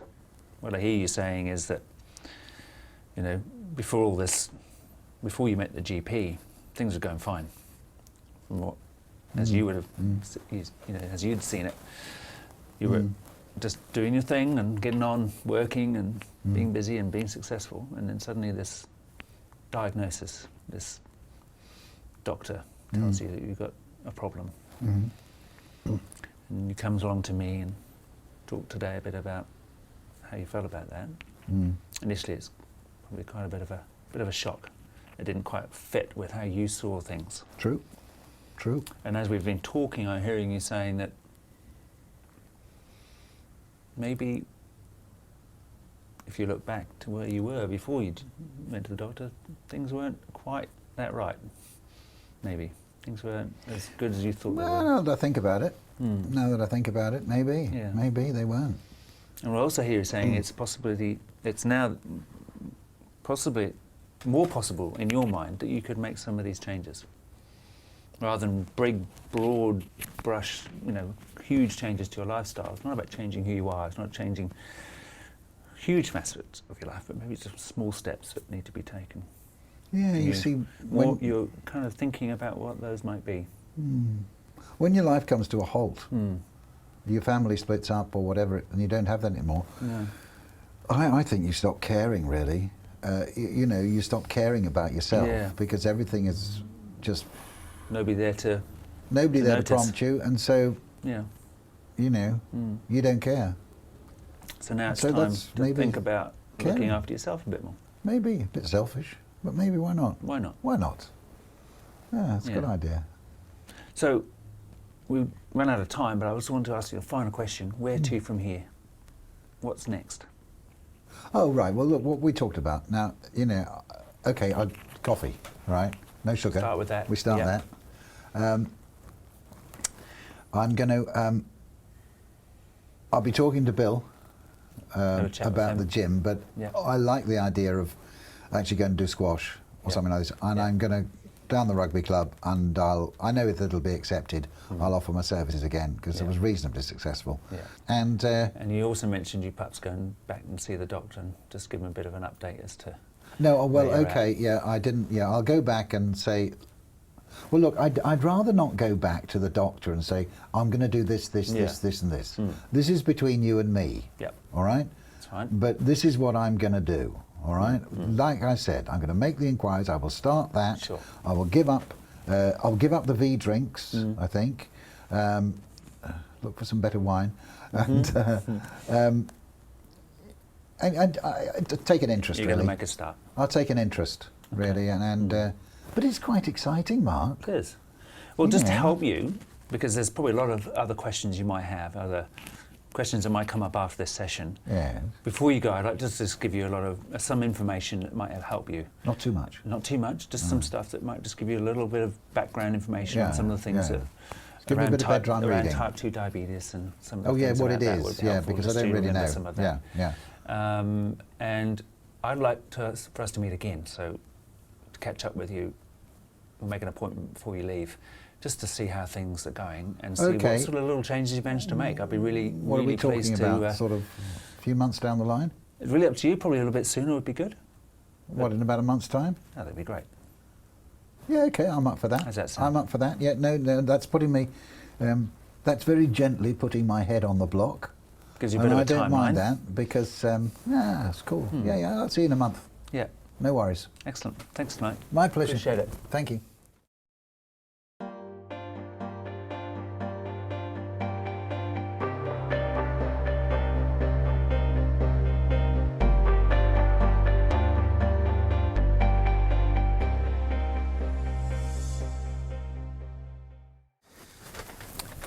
Thanks for coming in today. I guess you've sat in that seat with lots of people like me in the past. Yeah, and you'll have some ideas about that and some experiences about that. So today I want to, be good for us to talk about that, and I'm really interested to know what you've been thinking about in terms of what you might want to change in your life, because we're going to be working together for a while here. Right.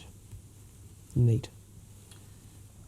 What have I changed? What have you been thinking about over the last little while about getting your life back on track? Because I noticed I've been thinking about how easy it would be to deal P again. Yep.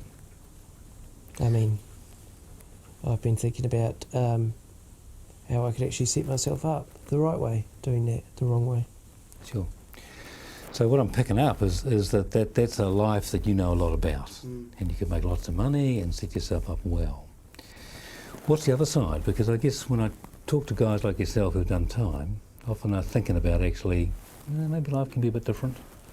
So I'm wondering where you're at with the kind of thinking about. Well, at the end of that last week inside, I had that kind of, okay, what's next buzz, and it just doesn't work out here. Okay. I don't have I don't know what that is. Sure. So life on the outside is pretty different than the kind of the expectation of life on the inside. So I'm picking up. It's worse. Yep. Yeah. So tell me, how have you been managing? Because I don't know, have you been back dealing? Have you been managing to I haven't yet. I okay. mean, the offer's there. Yeah. I don't know why I haven't said that I will yet, but I mean, sure. It's there. Yeah, it's there.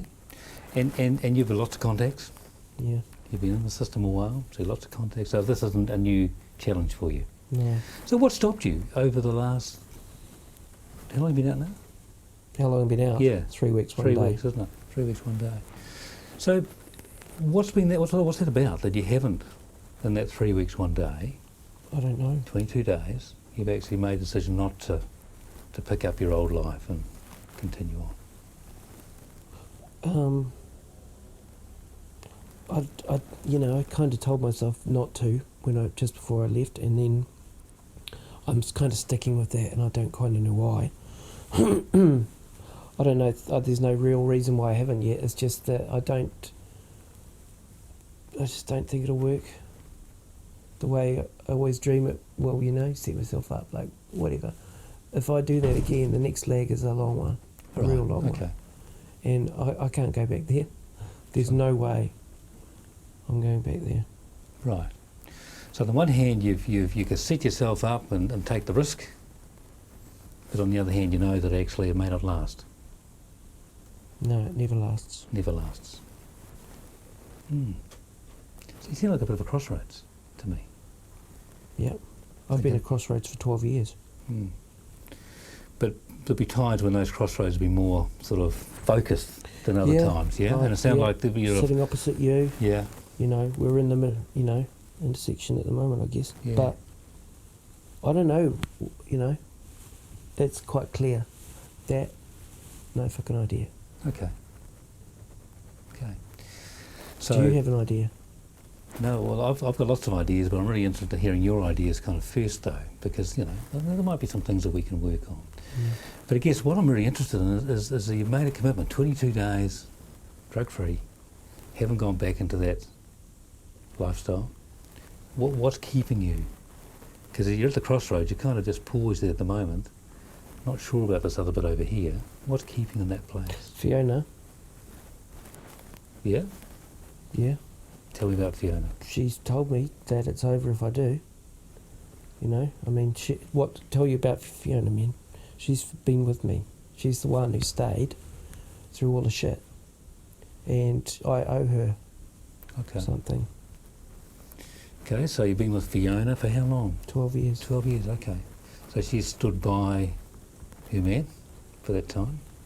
But this time she's saying, it happens again, I'm out of here. Yeah, she's actually got the black and white line down now. Okay. And it sounds like you're listening to that black and white line. She can be pretty full on. Yeah. So it's hard to ignore that line. Yeah. I mean, and it comes with a whole lot of different rules, and she's never been quite like she is now. Okay, so something's changed in your relationship between you, yeah? I think she has. Yeah. I don't think I have. Okay. So what's Fiona want from you? She just wants me. I mean, she just wants someone to be there, me. She remembers me, and she wants him. She wants him. So which him does she want, Daryl? Does she want the him that she fell in love with and saw great things in? Yeah, that's the one. Or does she want the him that keeps on getting into trouble? No one would want him. I don't want him. He's a fuckwit. She wants the one that she fell in love with. Okay. Yeah. So what's it going to take to reclaim that Daryl that she fell in love with? If I had the answer to that, I wouldn't need to be sitting here. Sure. Yeah. And I mean, I don't know, man. I don't know. I wish I knew some way I could start that. You know, give it to her, but I can't. I don't know. All right. Well, let's play with this idea a little bit, Daryl. So, what did Fiona fall in love with? What were the qualities of Daryl that she said?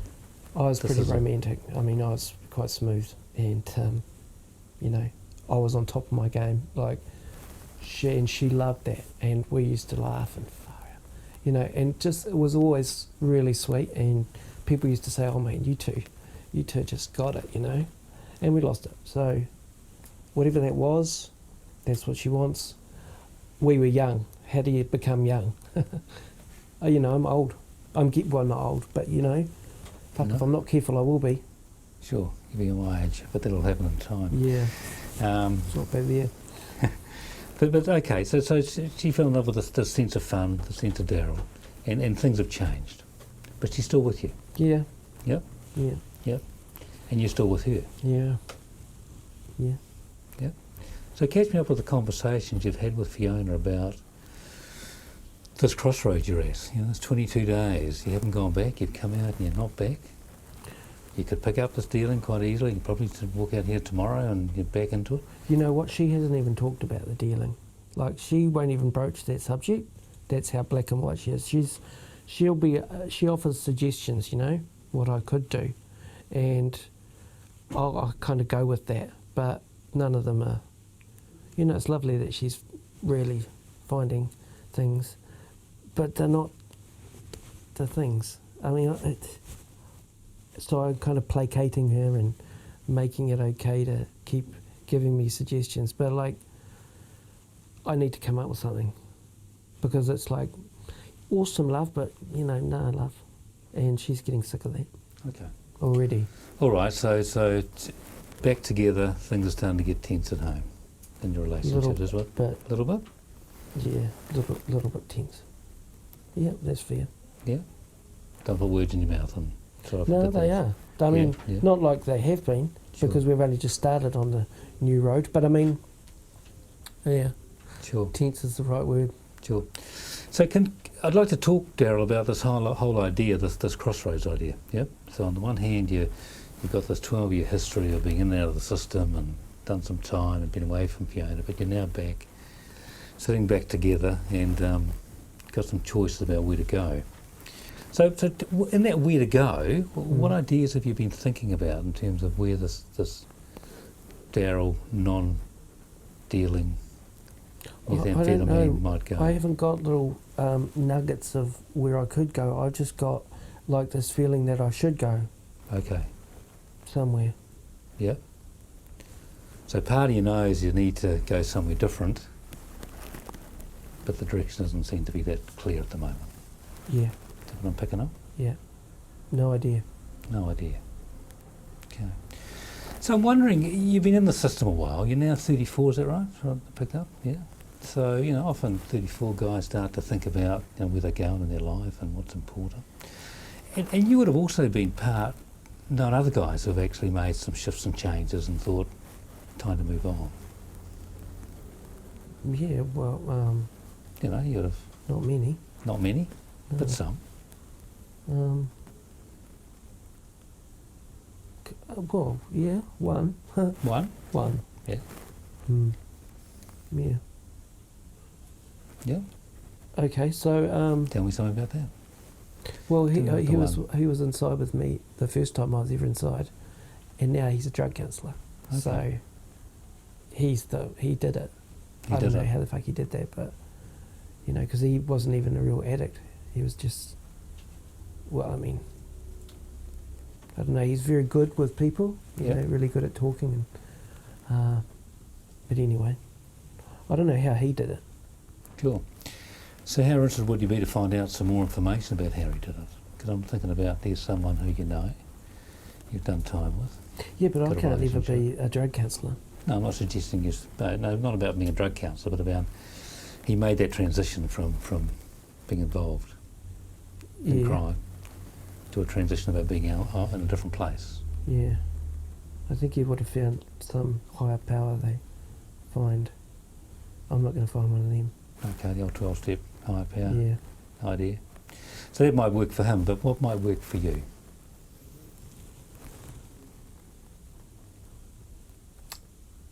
I don't know. That's why I'm here. Sure. I don't know what that is. Okay.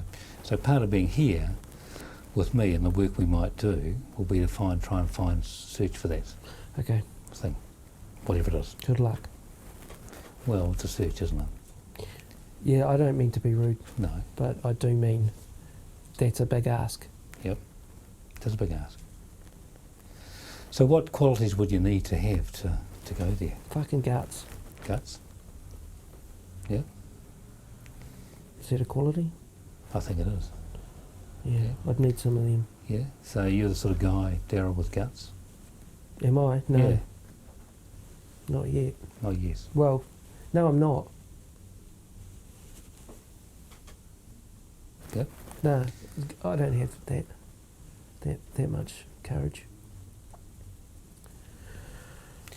Yet you're sitting here with me today. No, I and, have to. And you're talking about stuff. Yep. Well, you're sitting here and you're talking with me Okay. about stuff that's quite deep in Yeah. a way. That takes guts. That takes courage. Right. In my view, it does. Okay. Because you could have come here and Yeah, said, all "Look, good. Ken, you know, Yep. I'll come in, report in, Oh, I'm out of here." yeah, I could have done that. You could have done that, but you're not. So I'm wondering what's different. Because you may have done that in the past. I don't know, Daryl, with other people like me, but it sounds like something different this time. I'm older. You know, it's not as much fun. Yeah. I used to take the piss out of you guys. Yep. All day long. We all do, but Sure. it's not funny. I mean, and you're a good guy, I imagine. I mean, fuck, you don't deserve my shit. I don't know. Good luck. I kind of see a sense of sadness there when you're kind of thinking about this. Sadness. You know, I don't want to wallow. You know, you've got to take. You know, you make your own opportunity in life, don't you? I just Yep. never did. Okay. So I'm interested in this idea that opportunities come and go all the time. Do they? They do. Right.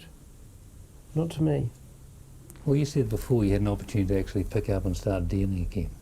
Oh yeah. And Oh, so heaps of those so opportunities. those opportunities are opportunities in one world. Yeah. And I'm wondering about what might make it hard to see opportunities in a different world. Yeah. Well, the different world isn't offering me opportunities. The different world's offering me night shift and minimum wage and, you know, nothing. So it's like set yourself up, set your girl up, or don't. And that's your pro-social living, and that's your, you know, old behaviours. Sure. You're in the system. Yeah. You're not in the system.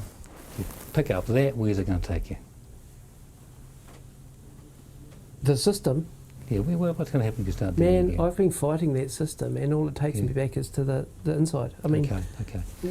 So again, I'm wondering about this other world, and you're saying it doesn't look too attractive at the moment. well, I can't see it. You can't see it. You know, what if I knew what that looked like, Yep. I might, you know, buy that.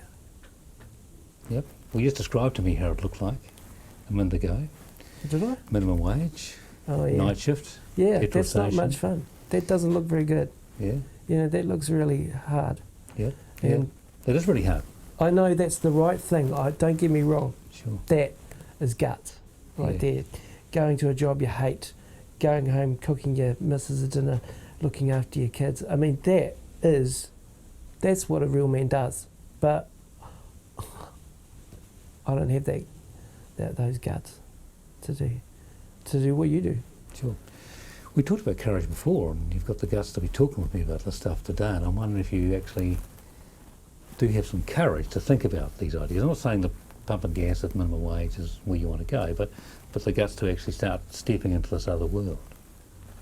I'm wondering if you do have. I'm just not sure. Maybe. Maybe. You're not convinced at the moment, I understand that, and you know, convince me, because, you know, I kind of want to be. sure. Well, it's not up to me to convince you, because Right. this is your life and this is your Yes. story, and you've got to walk your life, and I can't walk your life for you. I can only walk my own.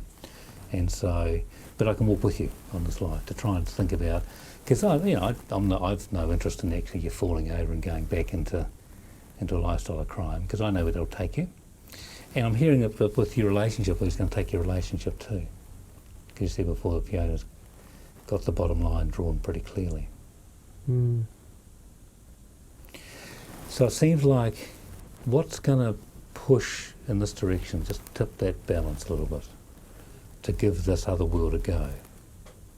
Because it is new, it's different. It means doing a lot of stuff actually that's kind of mundane.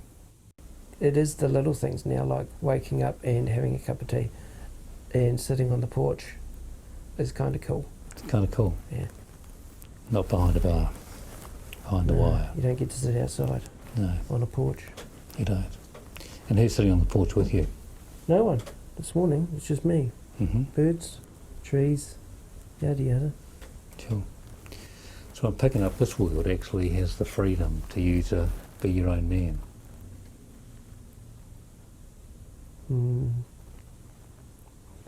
You know, maybe.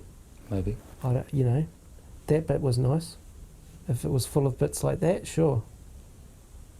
But I mean, you know, eventually you have to go off to your job and Yeah. you know, pay your wages. I mean, your mortgage and Yeah. it's just massive. Yeah, it is. Yeah, It it is. is. Absolutely, it's massive.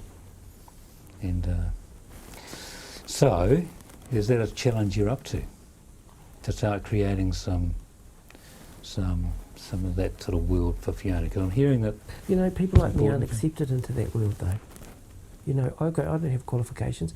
All my mates are in Australia, working awesome jobs, mining for 160k a year. You know, just being men digging holes. Like, if I could do that, yeah, all good. But fuck, I have just come out of prison. I don't have any NCEA. I had one opportunity and I fucked that because I can't do night shift because I'm lazy. You know, maybe the world is giving me opportunities and I just don't need them. Maybe I can't do that. Sure. So I'm hearing is you're not convinced at the moment. No, I'm That- definitely that- not convinced. No. So what would convince you to make that shift? Because I hear a lot of kind of, and it is hard, like you've done time, and once you've got a record, then employers, you know, we know that, I know that. It's not easy. You can't just wander into a job, a high-paying job, and go, pick me, pick me, pick me. I know that. No. You know that. Yeah, no. So, and maybe it's about small steps and first steps. Yeah. I mean, yeah, it is. Obviously, it is first steps. But I mean, what's that? What's the first step into the pro-social life? Well, I guess trying to get a job maybe and get in some routine.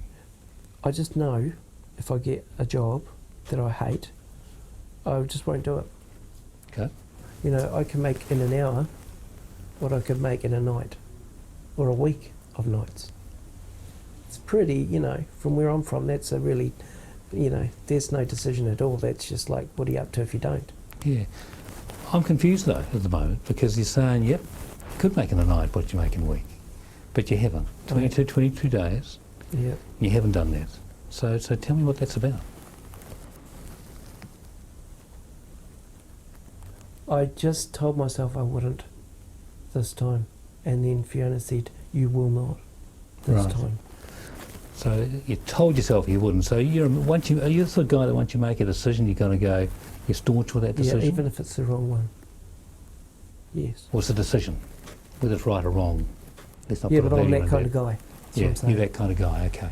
So once you make a decision, so you made a decision that you're not going to go back to dealing. Oh no, that wasn't a decision I made. I just said I won't yet. Yes. Yes. So There's a you're yet. keeping the door open Yep. at the moment. That's what I I'm have picking to. up. Yeah. Okay. So that'll be a call you're going to have to make. Mm. I'm not going to make that call. You'll make that call, but there's a consequence to making that call, and there's big consequences. More time probably, and Fiona not being around. On the other hand, what I'm picking up is the call to do some stuff that may not be racy and exciting and earn the big dollars, but I mean being with Fiona and engaging in this transition into a different life. Mm. Yep. Yep. And we're still no closer. No. But I mean, yeah, it's there. But we're talking about it. Yep. So Yeah, how I much guess- time have you spent talking about this Oh fuck. position? With anyone other than Fiona, no time at all. Right. Except for what, 10 minutes with you. Okay. So the fact we're even having a conversation about it is kind of interesting. Yeah. Yeah. So I want to summarise, Daryl, what I picked up so far, and just so I make sure I'm really listening to you well, because it's important, isn't it? Because, it's important you listen to by people like me. So what I'm picking up is that you've got this long 12-year history. You can make some big money working, dealing, doing crime, that stuff. I'm picking up that Fiona's set the bottom line, as if you go back in that lifestyle, she's out of here. Yet she stayed with you for 12, 13 years? Yeah, 12, nearly 13. Nearly 13 years. So, and so she stuck with you, and I'm picking up that's important to you. And as you talk about it, this seems easy, this bit over here, this old lifestyle. Mm. This other lifestyle over here, though, when we talk about actually thinking about, doing the stuff that everybody else generally does, most of the world gets on doing, it doesn't have that same kind of sense of excitement, and it doesn't seem to be a starting point for you over here. It does kind of seem exciting. Oh, it does? It does, because it's so different. Right, okay. And I'm kind of over that one. Okay, over that one. Okay. So let's start to think about what might be the first step. Yep. Yeah? Worthwhile going there? Thinking Yeah. about a step. Okay. Yeah, a step. You said before you had a mate who had turned his back on offending. Yep. And for him, you wondered about the 12-step stuff working for him. Yeah, it does work for maybe him. I'm wondering about a conversation with him that might be around actually how did he do it and how did he stay without slipping back across the line, because it's almost like at this crossroad you've got the path and go the other path and go here. So I'm wondering about a conversation with him. What would it take to have that conversation?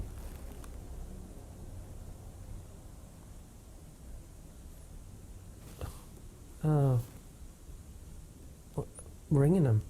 Ringing him? Yeah. Yeah.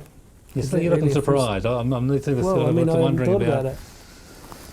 surprise in your face. It was a long time ago that we were inside. I just know that's what he's doing. It would be pretty odd. I mean, he'd probably be okay with that. So possibility is a call. Possibility to call, yep. Yep, that's a possibility. Yep. Yeah, okay. And Fiona's been pretty staunch. As someone actually who has some pretty clear ideas about where she wants you as a couple to go, I get a sense.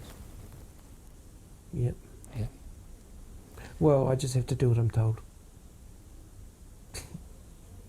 Don't I? Yeah. But I'm picking up though, behind that doing what you're told, she's got some hopes. Oh, yeah, I was being cheap then. I mean, yeah, she has more hopes than me, So what would it take for you to start thinking about some of her hopes and sharing some of her hopes? Like I do, but what it would take, I mean, that's pretty freaking scary shit. Yeah. Yeah. Yep. And I would never admit to that. You said before you're sort of guy that once you make a decision, you're pretty staunch with that decision. Yeah. So if you made a decision to go there, it might be scary shit, but you'll get a sense that that could work. If you said, look, this is important, this relationship's important. Yeah, I'm but gonna like go when for I it. made my decision to not do that yet, like I was very clear, I understood, I know that picture. If I'm going to make a decision to do this, I kind of need to really, really know what that is. You know, and I don't still. I mean, Sure. what is the whole plan to call up, you know, and say, hey bro, how did you do that? I mean, really? Is that? Yeah, I will. that's what I'm thinking. I'm thinking, actually, here's someone actually has made a different decision, and it sounds like that's the pathway that sits over here. And I'm wondering, I wonder whether your mate has some wisdom about what it's like to tread that path. Yeah, I guess I could be wondering that too. So, you know, there's a part of you going, is thinking in this place, and that's hard work. Mm. And that's a pretty lonely road to walk by yourself, and wondering who else might be around you that might actually walk with you. There's Fiona. Yep. Dad's given up, so won't you? Sure. Dad. That's all there is, man. There's Fiona. And I'm happy to walk that road with you too. Yeah, okay. Oh, right, yeah. All right. There's a couple people. If you want to do that. It's got to be your call.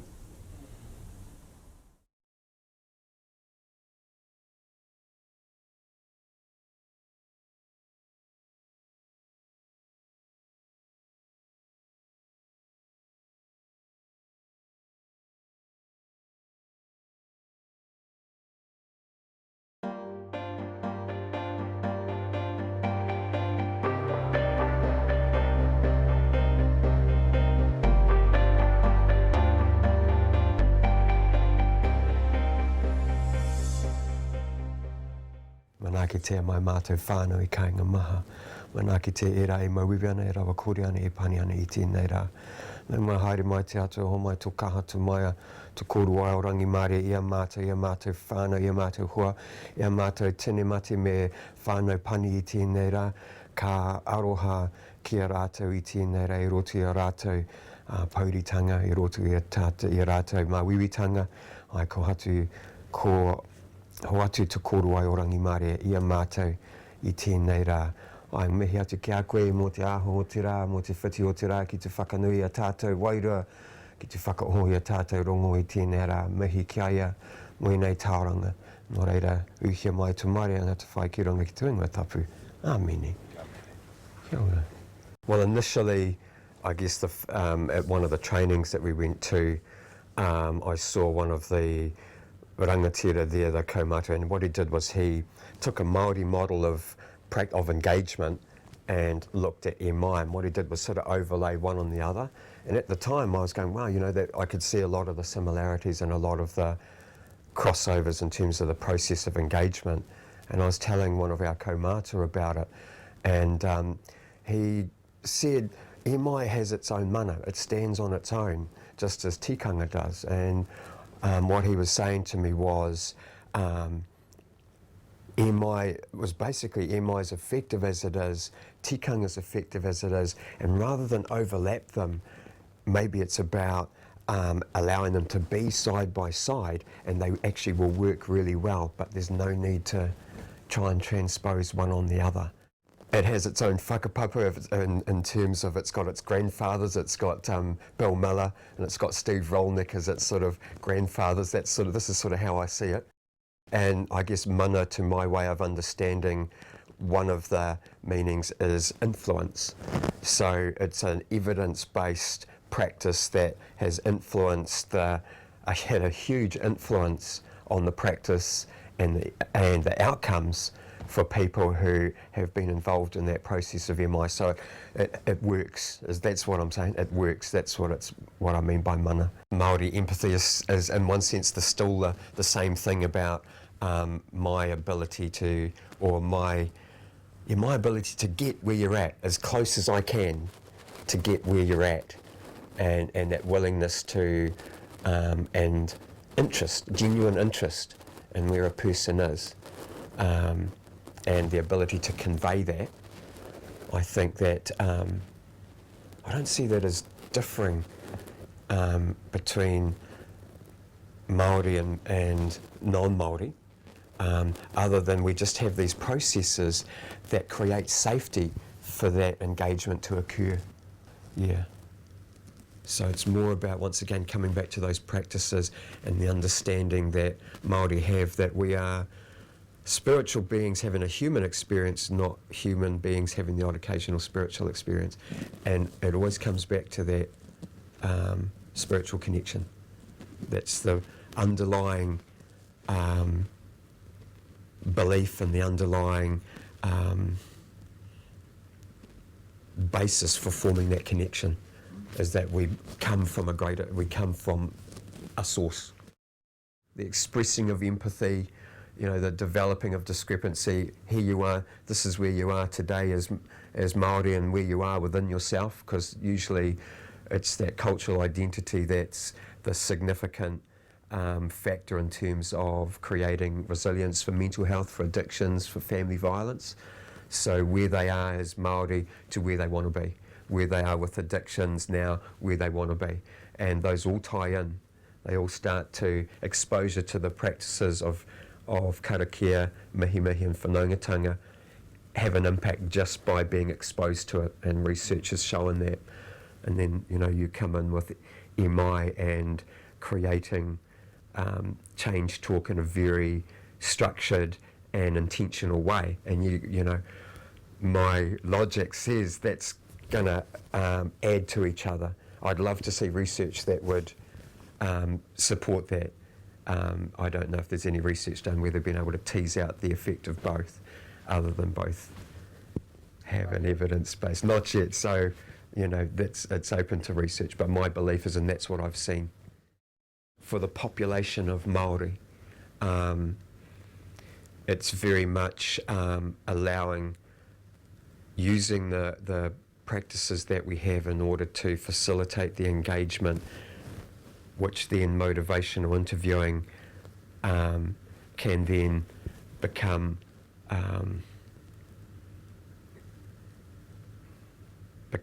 what's the word? Be utilised as its own evidence-based practice, and I guess my thoughts now have changed from trying to overlap one onto the other to really allowing them to stand as they are, and one, like if at the beginning of a session I'm using tikanga, and that's what's in the foreground, and then once that question's asked, what brings you here today, this moves into the background and this comes to the foreground. That's sort of how I see it. But they're always there. They're always in the picture, just which one's in the foreground and which one's in the background might change.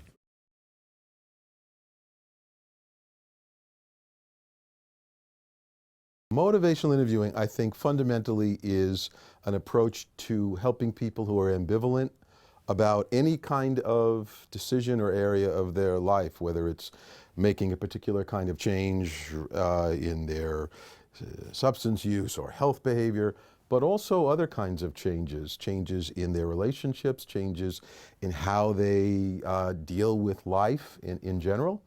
And I think there are two components really that are equally important for me when I think about how we do that, how MI actually helps people resolve ambivalence. One is that when people are ambivalent about any area of their life, they tend to build a sense of pressure about that decision, about making the decision. Often the pressure comes from outside. People are pushing on them, giving them a hard time, advising them, telling them they need to change this or that. But just as often it comes from inside. We begin to become frustrated with ourselves. Why haven't I done this already? What's wrong with me? What's it ever going to take? Am I ever going to get out of this indecision and this frustrated, uncertain state? And I think as that pressure builds, people become less and less able to work through and resolve the ambivalence. I think it actually contributes to people becoming more and more stuck in a kind of chronically ambivalent state. And I think one part of what MI does is really help to remove that pressure, to help people take the pressure off so that they can begin to think about the decision they're trying to make, the change they're considering, in a way that isn't so affected by that pressure and the pressure that sort of interferes with their ability to think clearly and think in a fresh way about what they want to do. I think given the ability to take the pressure off, the other thing that MI does is really help people tap into their own well of ability to make good decisions for themselves, their own natural inherent motivation to move in a positive direction, for growth, for improved health and well-being. And once people can tap into that and feel supported in doing that, really invited to do that, they're very often able to come to a decision, solve the problem, realize what it is that they want and need to do, and move forward. So one of the areas, as I mentioned, that is of particular interest of mine is the problem of helping engage people into treatment. Sometimes the word is used, the traditional word was compliance, treatment compliance. That word has some unfortunate connotations, the sense of people are going to do what we want them to do or what we're telling them to do. And so sometimes it gets talked about as treatment adherence. That's a little more egalitarian, but it still sort of suggests that the person should adhere to what we think they should adhere to.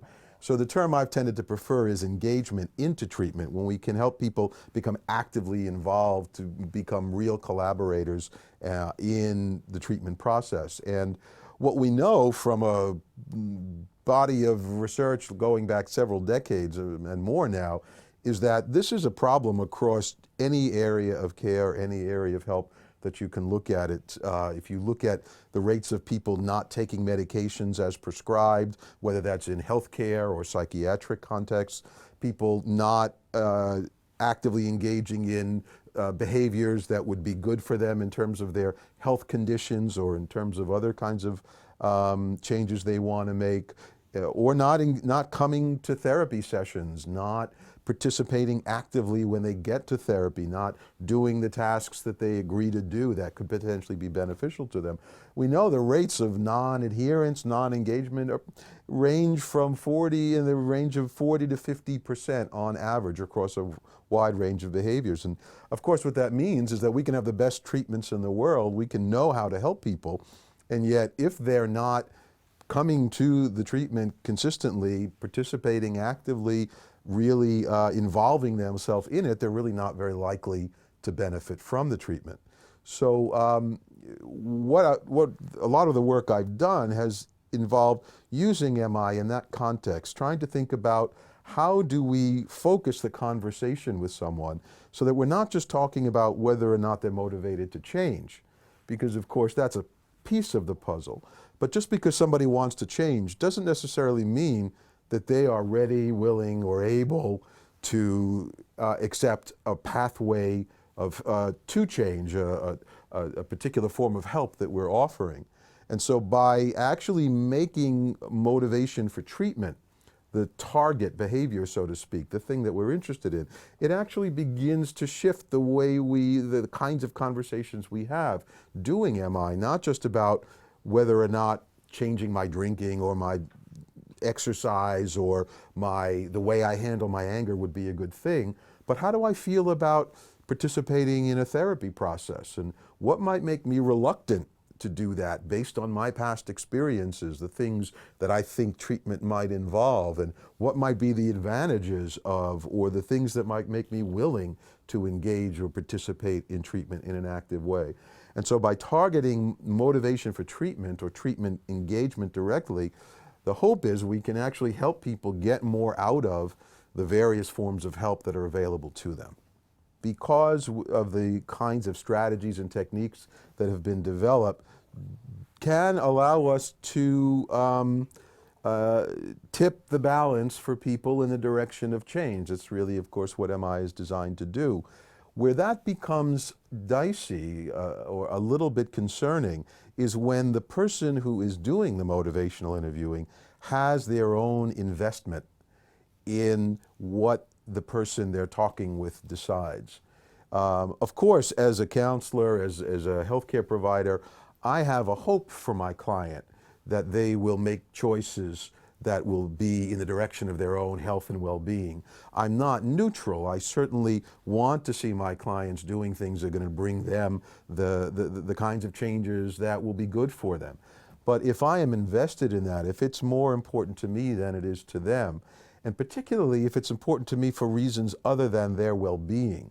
For example, if by getting the person to change, I'm going to benefit in some other way, particularly some way that my client may not even be aware of.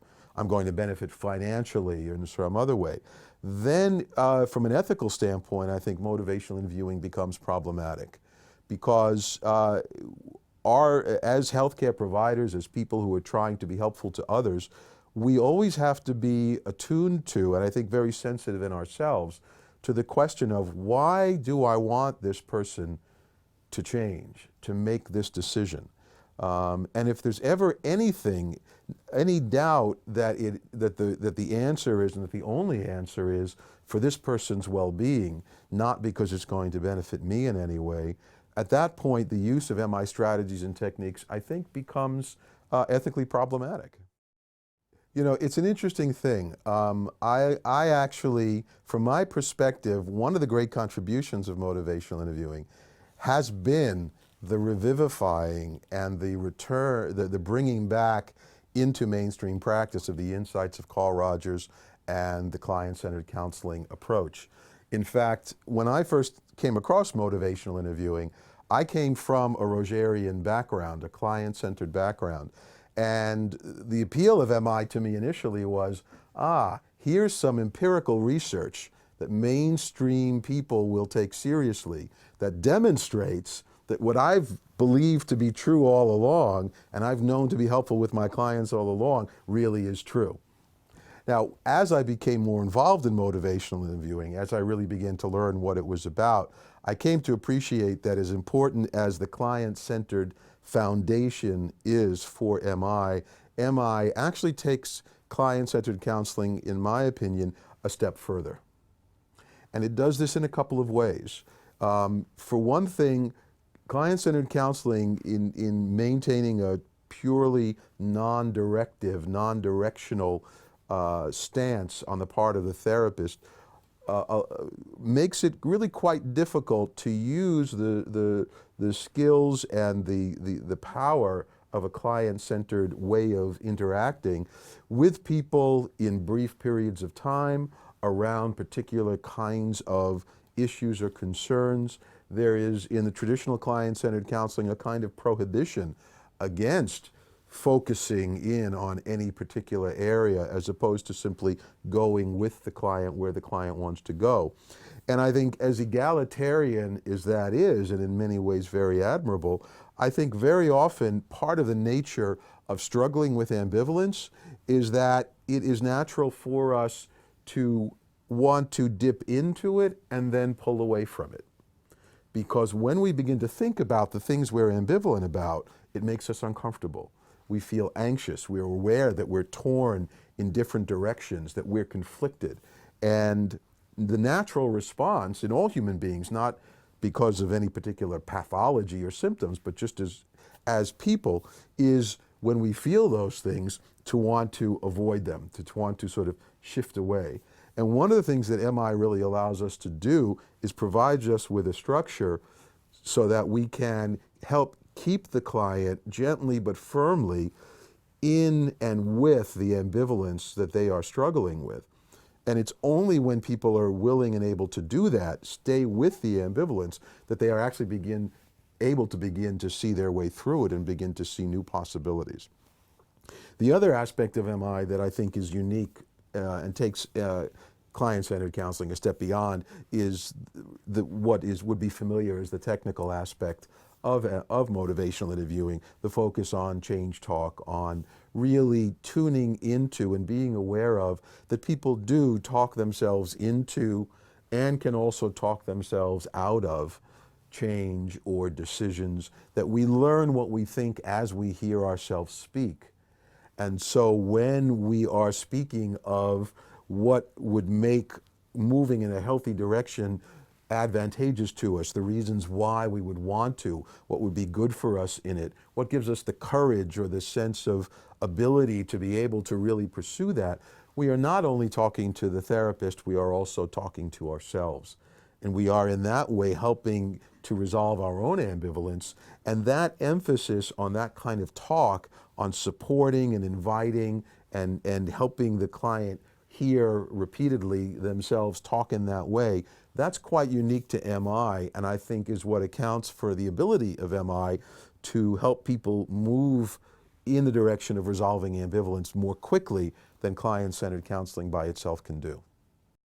So one of the most interesting, I think, and surprising things about motivational interviewing is the extent to which it can blend with and be used to increase the effectiveness of other kinds of treatment approaches.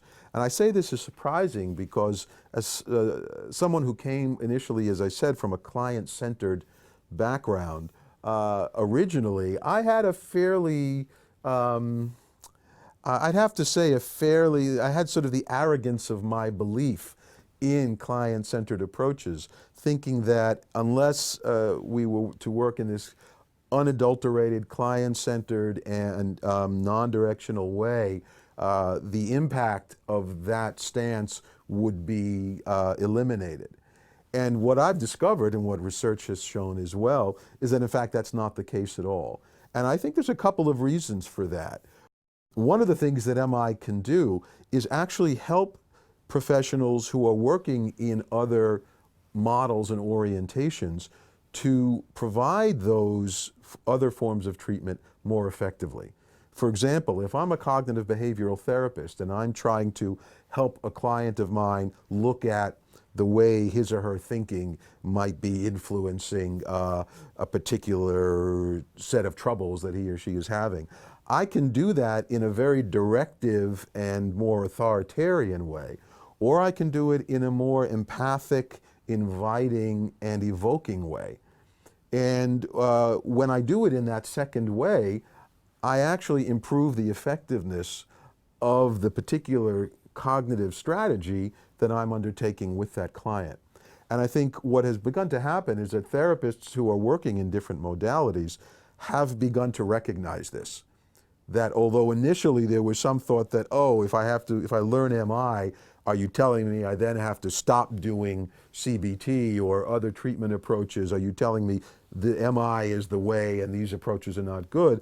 And in fact, what they come to recognize is, oh, I can integrate MI into my work, particularly when clients are ambivalent, when they're hesitant, for example, about doing an exposure that they've agreed to do in a cognitive behavioral therapy for anxiety, for example, rather than getting stuck in trying to persuade them to do the exposure. If I can call on my MI skills and framework, recognize that they've become ambivalent, and that if I try to push them to go forward, they're going to become resistant, I might be able to engage them in a brief conversation, evoking their own motivation to go forward with the exposure.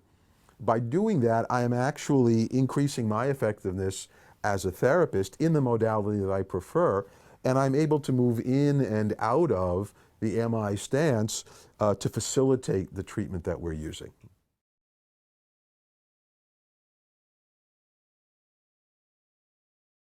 Well, the main work I do, I guess the main research I do, really focuses on two things.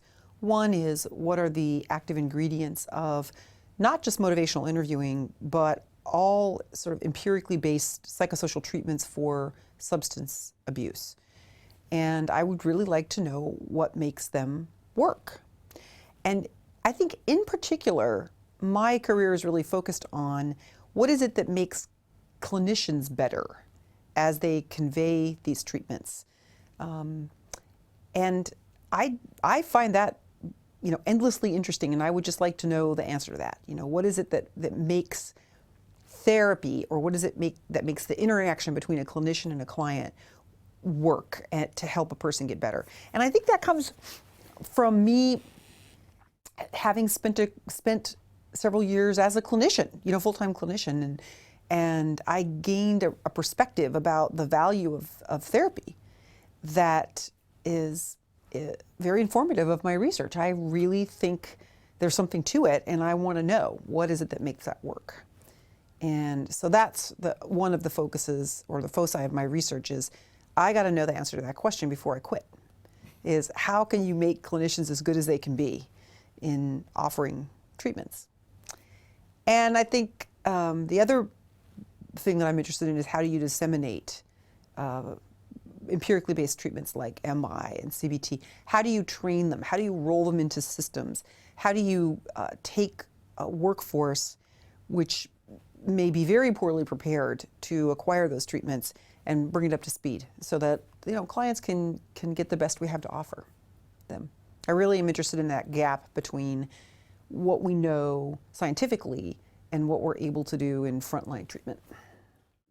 Disseminating MI is not like a pill, that it requires human being, and human beings are complex, and it's not just like giving education. It's not really like giving a pill or a medication. Even those things really aren't like that. They're complicated by human interactions. But psychotherapy, and I definitely see MI as a therapeutic interaction, is utterly dependent on the person of the clinician, of the therapist. And therapists can either do that well or poorly, and that makes a difference.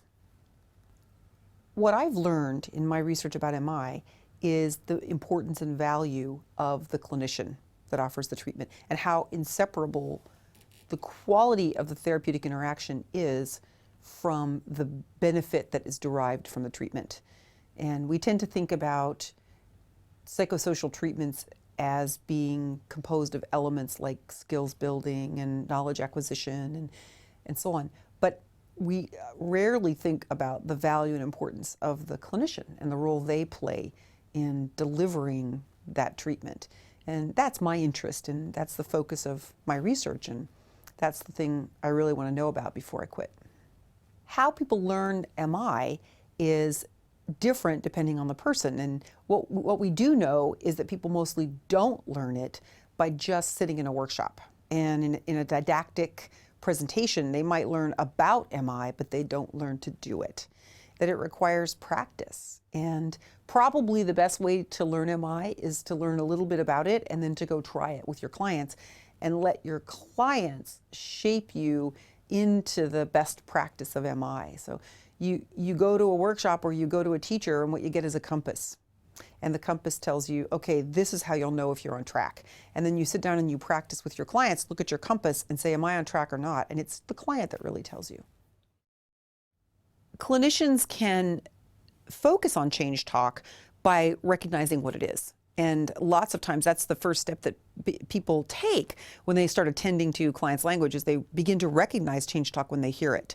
So what before sounded to them to be just sort of a series of confusing statements suddenly begins to sound like, oh, here the person's talking about changing, and here they're talking about staying the same and not changing. And I'm beginning to pay attention to that change talk and pick it out and hear it, right, in the middle of the client's discourse. So that's the first thing. The other thing, I think, is recognizing that change talk doesn't occur by itself, even when things are going very well in a motivational interview. So sometimes people have the idea that if they do MI well, what happens is all of a sudden the client shifts and starts giving you change talk and everything's rosy.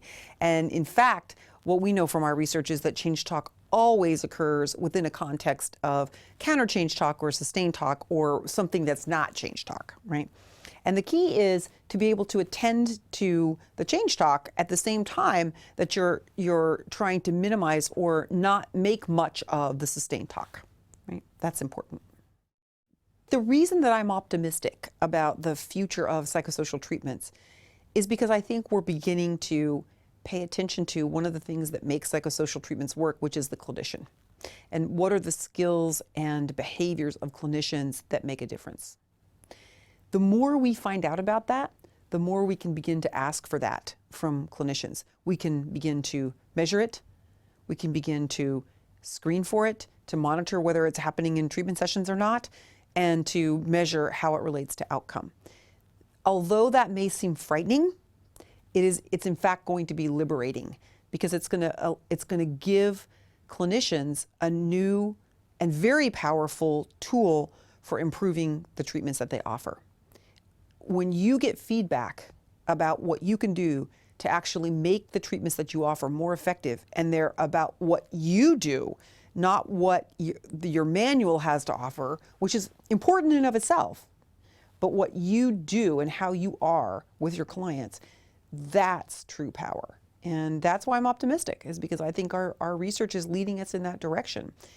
You know, we know a lot about how we can help clients with techniques and specific theoretically derived methods. And a good example of that is treating phobias. I mean, we know that exposure is incredibly valuable in treating phobias.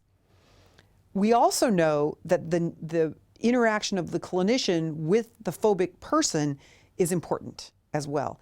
And both of those things can combine to make a stronger treatment, as opposed to us saying only one is important or only the other is important.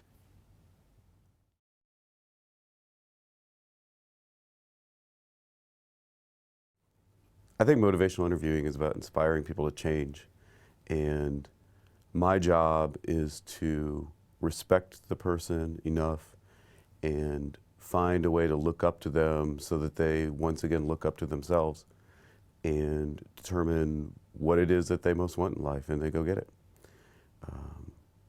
I think a lot's been made about ambivalence around people not being sure what it is they want to do, but what I've seen a lot is that people often are on the fence not because they don't really know which way they want to go, but because they're frightened and they don't have the confidence to make their lives what they want. One of the studies my partner Karen Ingersoll and I were doing, I was working with disease management practitioners, mostly nurses, and it was interesting working with them because their focus was often on educating patients, and their sense was that the patients with diabetes, for example, weren't changing because they didn't appreciate the risks of continuing their behavior, you know, and kind of their approach was, if you don't do something about this, you might end up, having circulation cut off to your feet, and you might lose your toes, and then if you don't change your habits, you might end up losing your legs, the ankles, and it may go up, and we may have to amputate your whole leg. And to them, then, the idea was to keep educating patients in a stronger and stronger fashion to kind of motivate them to change.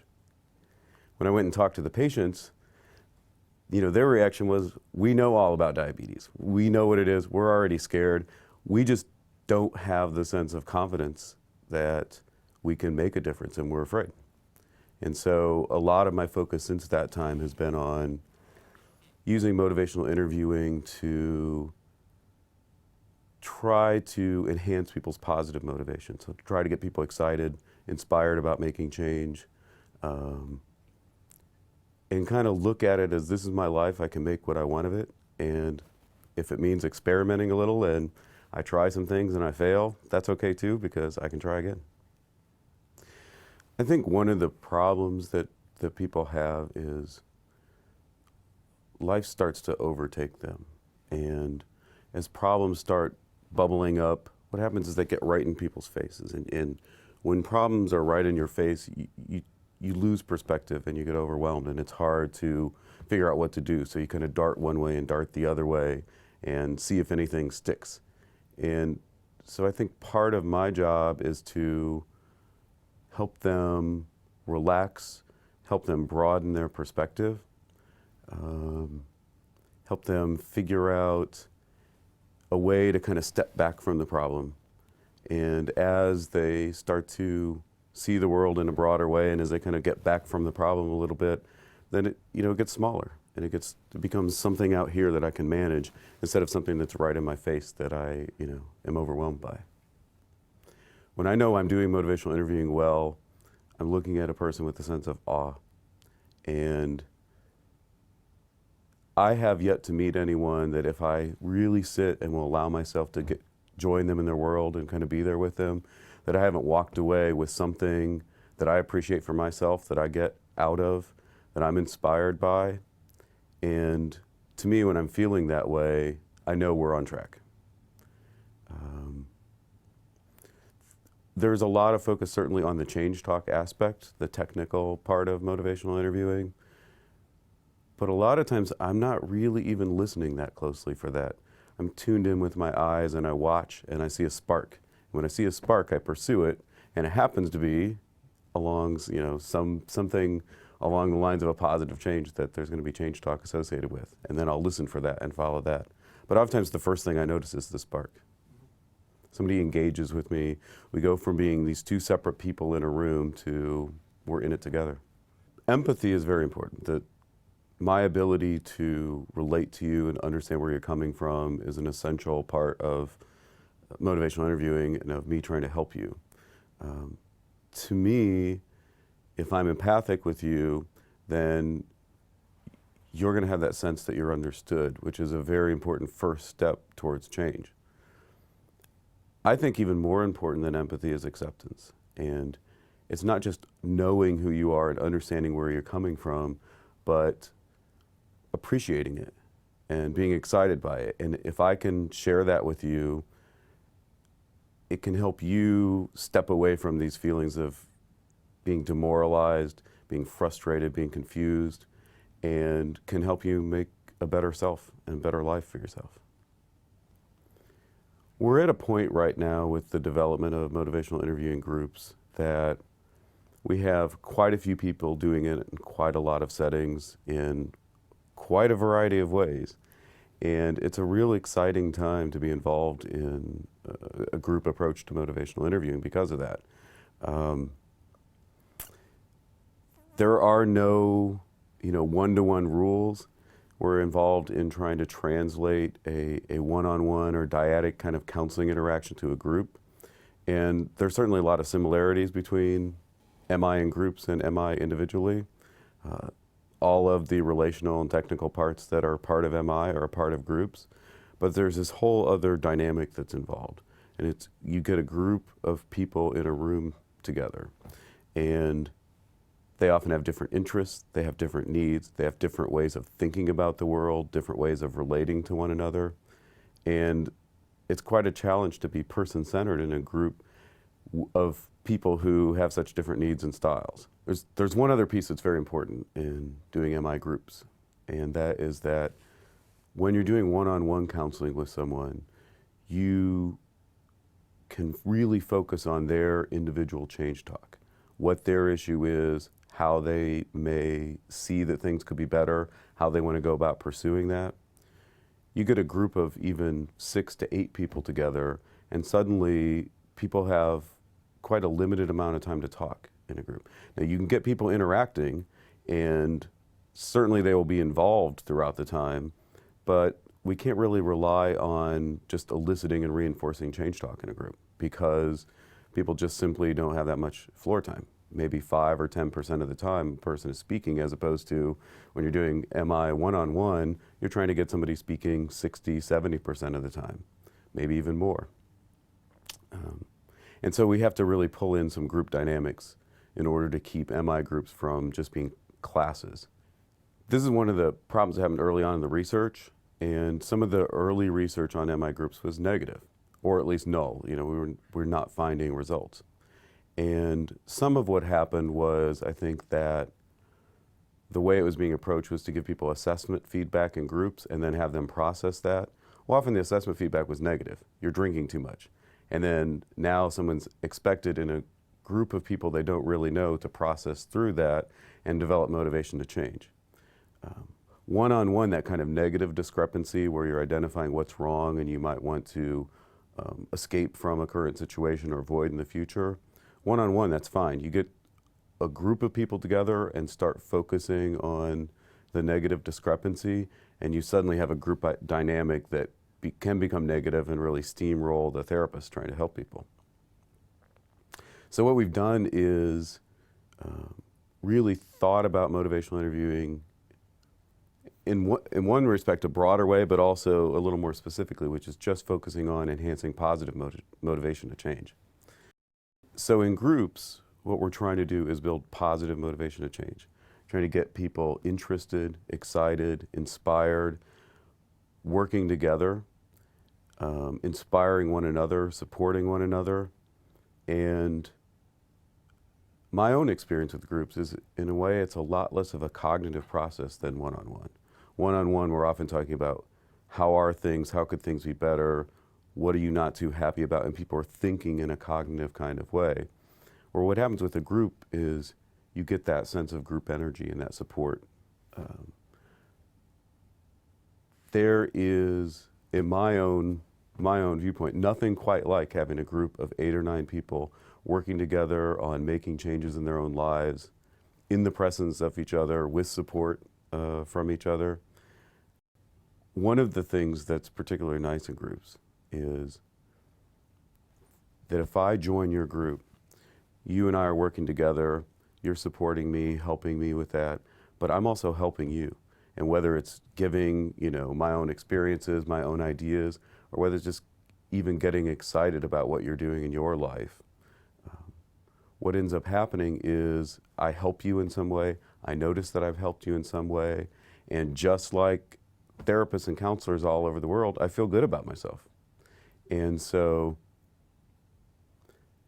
clients can come into motivational interviewing groups and kind of lose this sense of negative focus on their own life, open up and join with other people and get excited about other people's changes.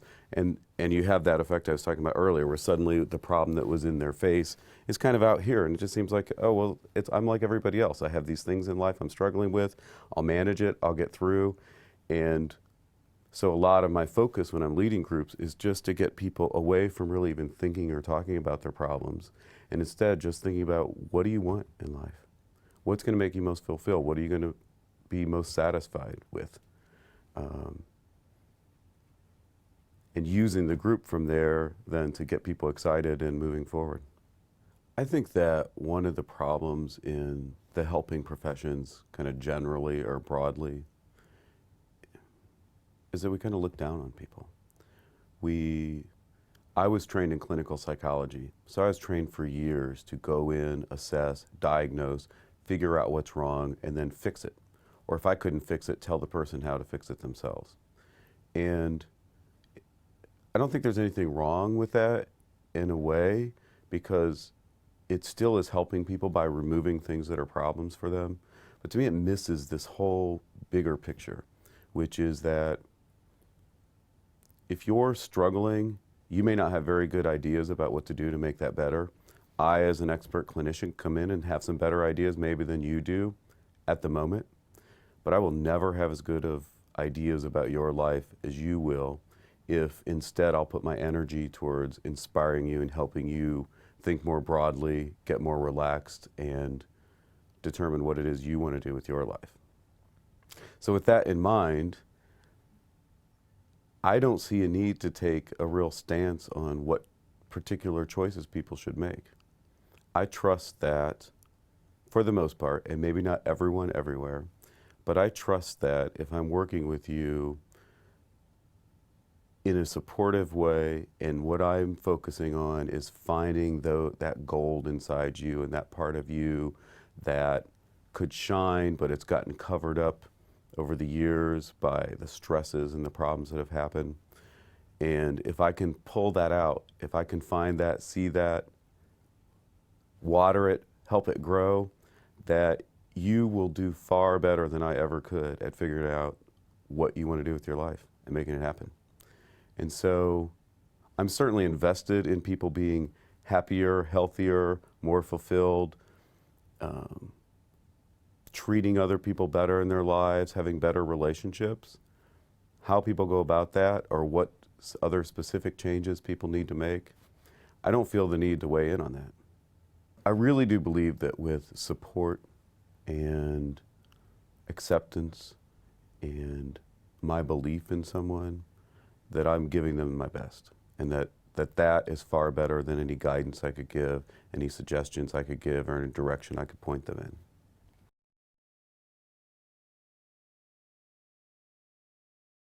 I'm lucky enough to still be a clinician, so I work primarily in the clinical field and work with a small team. I guess it's our task to work with young people and their families where essentially the kind of presenting problems relate to drug and alcohol mental health.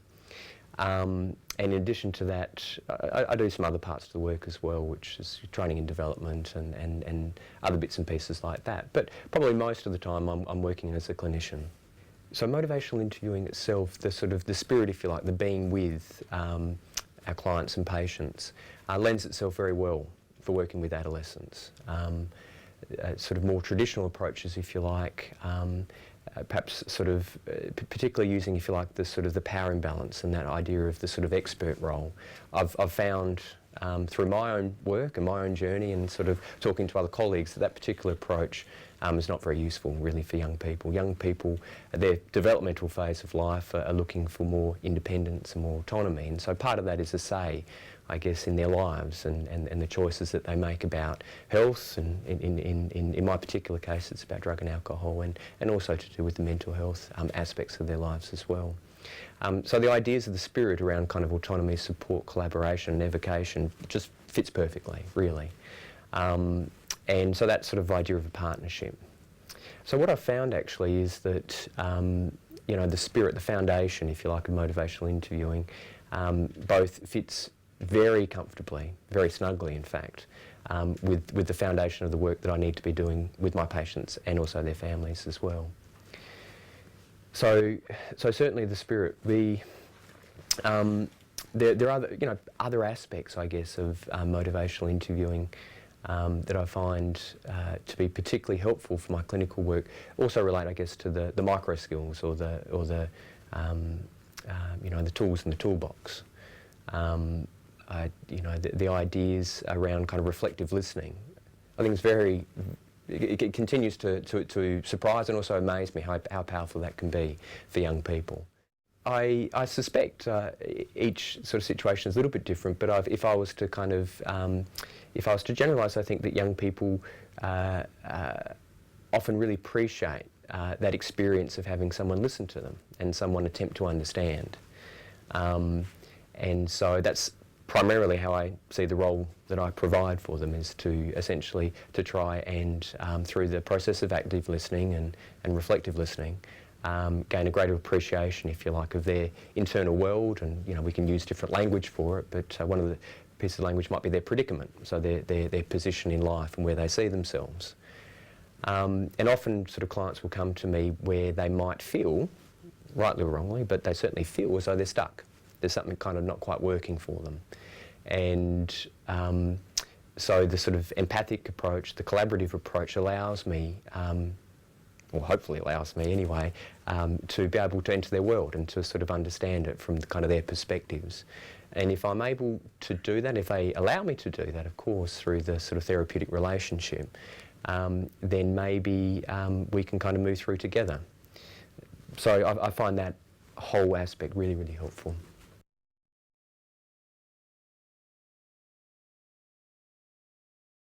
I became interested in motivational interviewing when I first started working as a clinical psychologist in brain injury rehabilitation, and I was working with a client group whereby, because of cognitive impairment, individuals weren't able to live independently in the community, and so they would often be in small group homes or in more institutional settings. And what became apparent was that there were a range of cognitive difficulties that made behaviour change especially difficult for some individuals after acquired brain injury, and not only common problems around memory difficulties, but also quite pronounced personality change, which you would sometimes see after frontal brain injuries.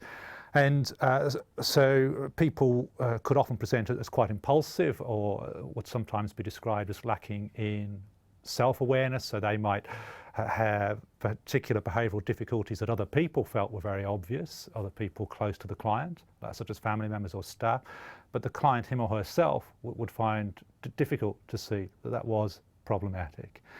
And that usually led to quite confrontational discussions between the client and between psychologists and between staff members and also between family members.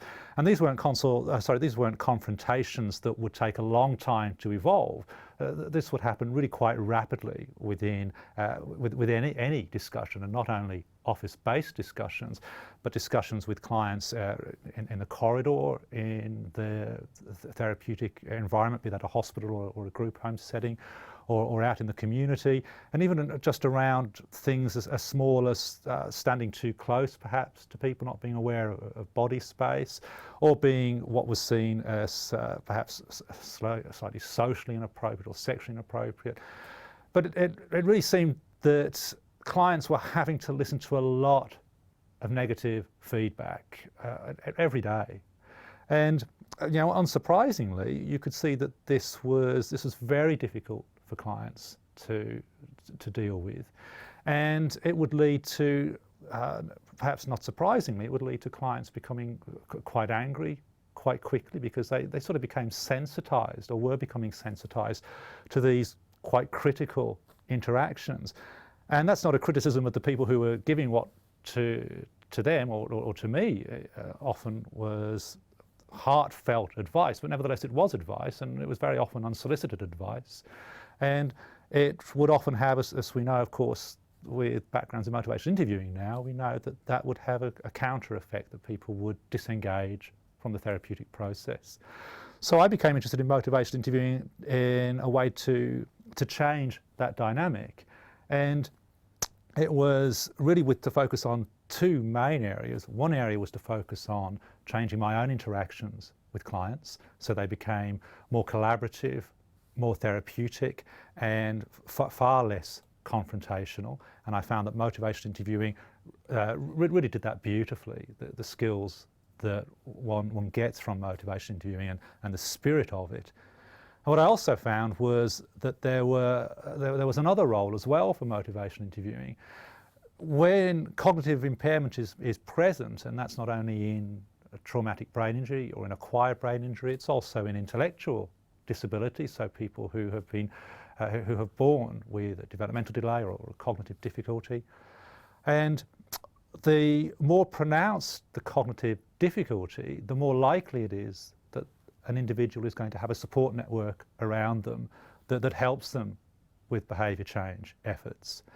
And certainly the client group that I was working with, they would very often have quite a large support network, and sometimes that would be 24-hour care from professional paid staff.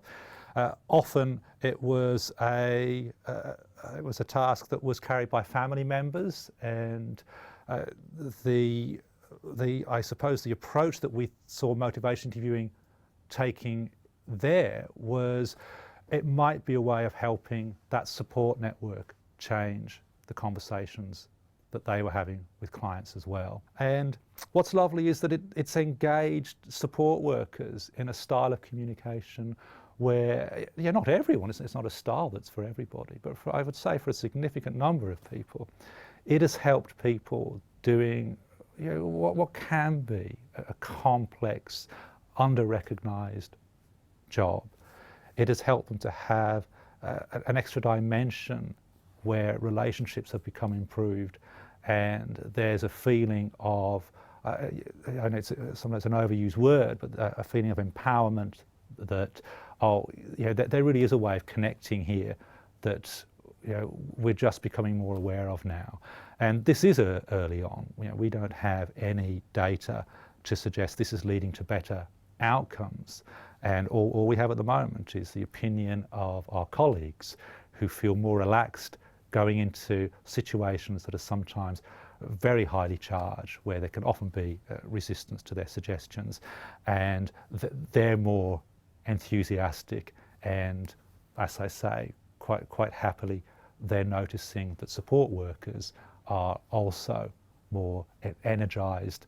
And I think in a field that often people struggle sometimes to see change, I think that it's a beginning, and it's an exciting one at the moment.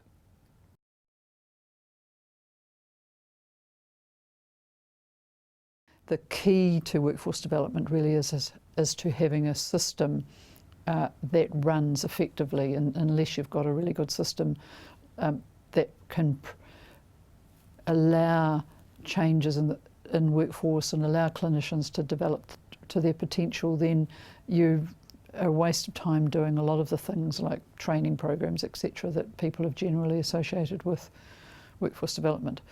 Of course, it also comes into career development and getting people into the workforce. And in New Zealand, we don't actually have a big it isn't hard getting people to come into our workforce, but it is hard to get the right people to come into our workforce. What we know from our studies of people who've done short courses, for example, is that clinicians generally get really excited, and for a few months they are really engaged, and then the impetus fades out, and by, after a year's time, if you do follow up, that few of them are doing the training that you provided to them, or making any significant changes. And part of that is because the system sometimes doesn't support them to be able to make those changes.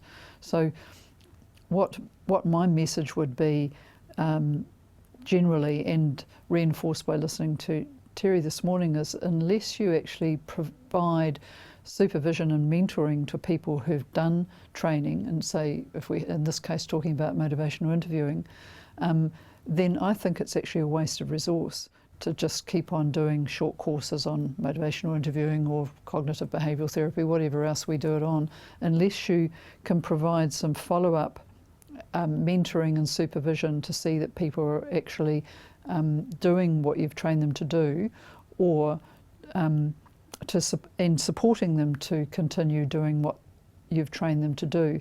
Because if listening to Terry this morning, all those studies that she's been looking at that show that good clinicians,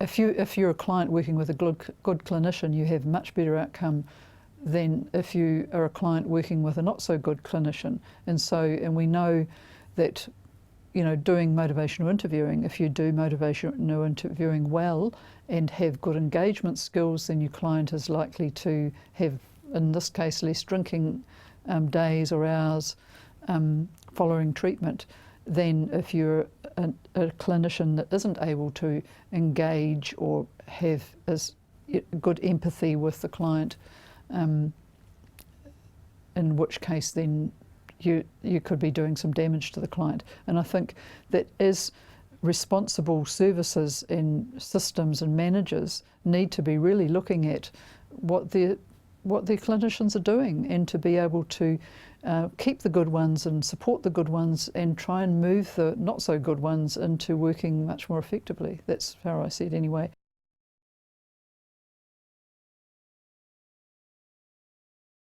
We were very much interested in change. How do you change behaviour? How do you help people to make changes in their life?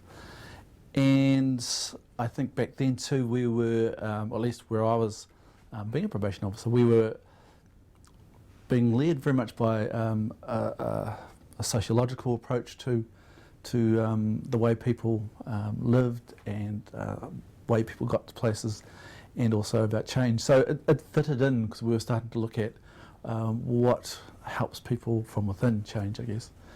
Over time, I guess what I've seen is to the place now where motivational interviewing, motivational approaches, not only as in health, particularly addiction, we're now seeing it across a range of different behavioural disciplines, including, I'll include corrections in there.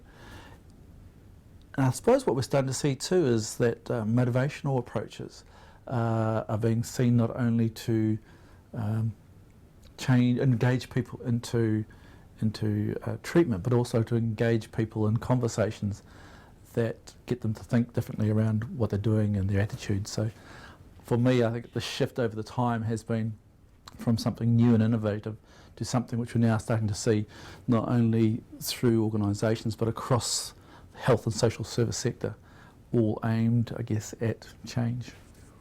I think we're seeing the broad application of motivational approaches and motivational interviewing approaches because I think a number of people have moved, particularly out of addiction, into those other areas, and so they've taken that skill base.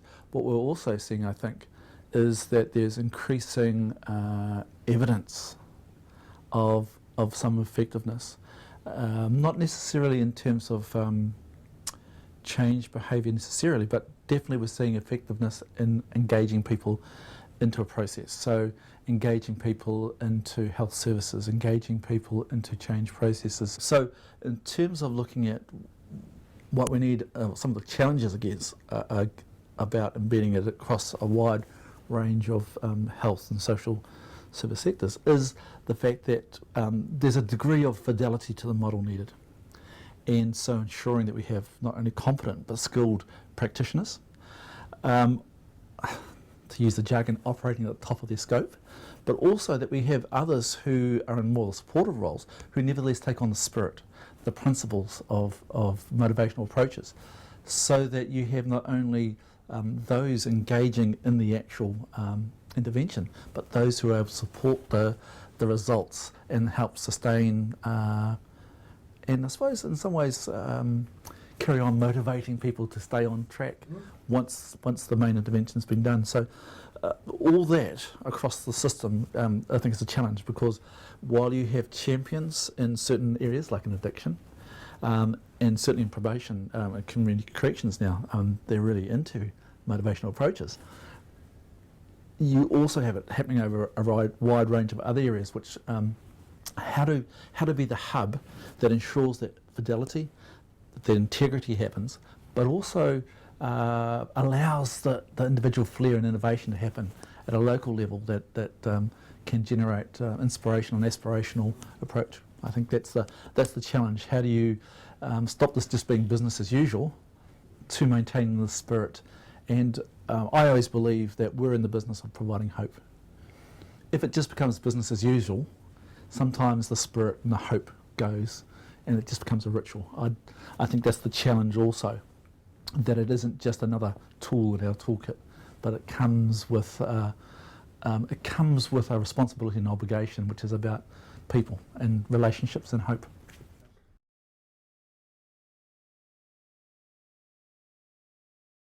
Psychologists at Ballarat Health Services have long been involved in behaviour change with the clients they work with. So we work with people who experience illness, injury, trauma and have comorbid psychopathology that prohibits them getting the best out of the health service. So you introduce a psychologist into the treatment team to assist with that behavioural health change, and that's where MI comes into it for us.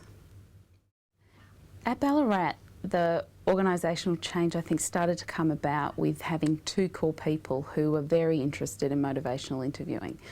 So we sort of started the ball rolling together, and I think having those two people started up a bit of momentum. There was an interest there and a sort of a joint philosophy that telling people what to do in healthcare just doesn't work. So if somebody needs to better manage their diabetes, telling them what to do usually doesn't work, and most people come with that ambivalence, and healthcare professionals get really irritated with having to keep providing the same advice and not getting very far. So I think the key first step was having two people who were able to generate enough energy to get things started.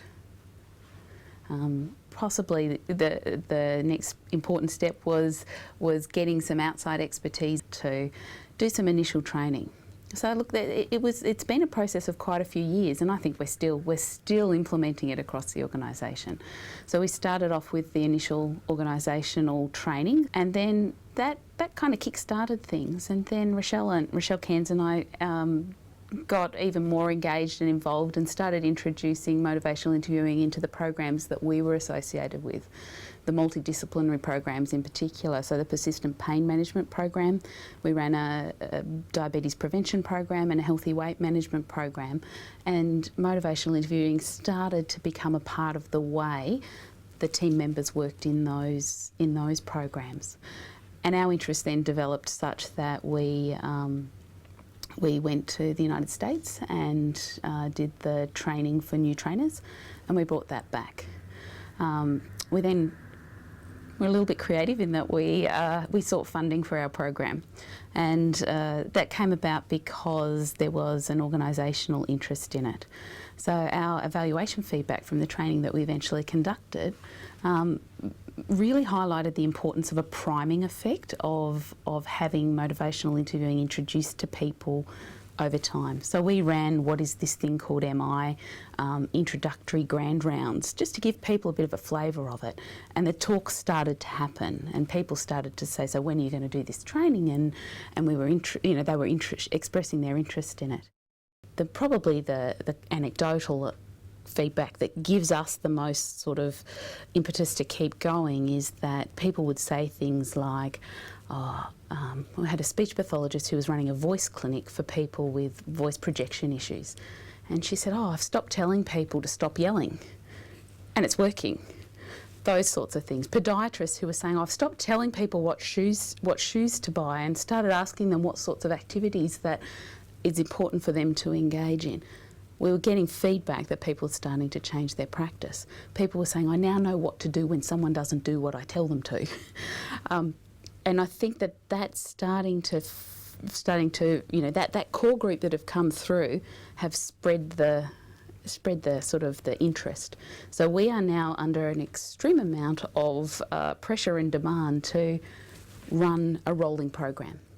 And I think for organisational implementation, our next step is to get people trained. So trained to be coaches, trained to be sort of core or key MI personnel in the organisation. That it's at that point now where it needs to branch out more in terms of implementation. And I think the key findings for us were that having core people who were driving it, having that priming effect was really important, and strong organisational support. So whilst we got funding, and that probably had a big impact on organisational support, the organisational support was outstanding. We had a steering group for this implementation program that had high-level health service organisational staff in there who really helped the rollout of the program. And the fire's still burning, and we're hoping to make a bonfire out of it. So the majority of the work that I do as a clinician, as a clinical and health psychologist, is working with people who are trying to manage chronic diseases such as diabetes, cardiac and pulmonary conditions, chronic pain management. These are often comorbid, and motivational interviewing has a lovely fit with these conditions. They're conditions that require lots of behaviour change to be well managed, and that could be in the area of diet, exercise, medication, changing how people pace their activities, changing how they live their life, their lifestyle change. And for many people, trying to do all of that is very, very hard. Motivational interviewing fits really well because often people feel quite hopeful and confident about changing some behaviours, but really not keen to change others or doubtful that they can do it. And so motivational interviewing works really well in this framework about really encouraging and enhancing people's confidence to change the behaviours that they think they can, and using that confidence to build their confidence to change other things to better manage their health. So it fits really well.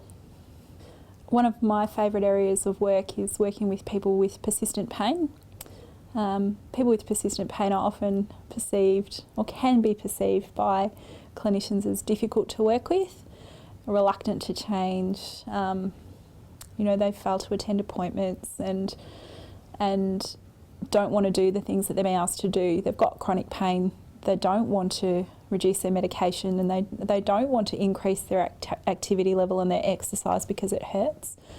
And so often clinicians don't like working with this population, and motivational interviewing fits really well in this area of work because it's about changing clinician attitudes towards working with these people, working at a slower pace perhaps, or not coming across as the expert telling people what to do, rather finding out what's worked for them in and capitalising on their experiences and changing clinician attitudes to better work with this group of people.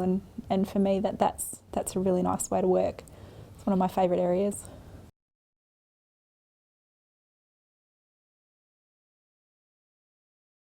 Well, the attraction for me as a practitioner working in addiction around motivational interviewing is that it sets a different relationship with the client from the start off.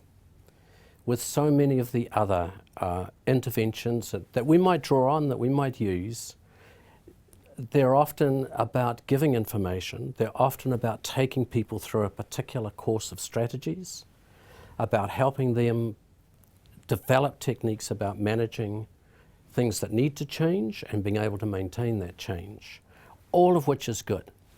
But what motivational interviewing does, which I think, and it's such a great boon for the practitioner, is that it allows you to develop a relationship with a client whereby you're not the expert. You're not trying to say, I know what's wrong with you and here is the solution. It's a relationship whereby you come together and you're nutting something out as peers, as equals. As I've got something to put in this kitty, you've got something to put into the kitty, into our basket of shared knowledge, and that is what underpins motivational interviewing for me. And it's because you come together as equals in a joint exercise that things can begin to happen. And those things that begin to happen are that the client starts to look more inwards around what are the resources that I've got, what's the understanding I've got about what's going on, what are the skills that I can call on to be able to make some change. And the practitioner kind of almost becomes the secondary player here who nudges this internal problem-solving exercise that goes on. They're in a dance together, they're in a relationship together, but the focus just stays on the client. Now, that's really great when the client can get into that dance with you and when the client can begin to see what some of those things about that's going on for them that they need to be able to change. Now, the difficulty can come when clients can't see those change things. And when they can't see those change things, they become quite ambivalent. And you can feel that as a practitioner as resistance. Now, to me, what is resistance is that ambivalence that's under pressure, isn't it? Is people are either feeling two ways about something, or they know they've got to do something, but they don't feel they've got the confidence or the skill or the knowledge to do it. And so they feel, oh, I need to go here, but if I've been down there before and it's not worked, I'm not sure I can go down that way and it's going to work out all right. Where does that leave me if it doesn't? So they're feeling in that position of, I want to move, but I daren't. And so a way of expressing that to them is, I won't move. I won't go there. It's easier to stay in the world that I know where things are not working well, but at least I know it. So I'm not going to go there. So it comes back to the practitioner then, is how you start to move that, how you start to address that kind of resistance. An example often, well, one way that we've done this is with adolescents who are in that very high risk area. They're not the adolescents who have a confidence about being able to talk with you about problems. They're adolescents who have been traumatized, undergoing current trauma, are very suspicious of adults, and so they're not going to enter into that conversation with you. Similarly, with some of the with clients who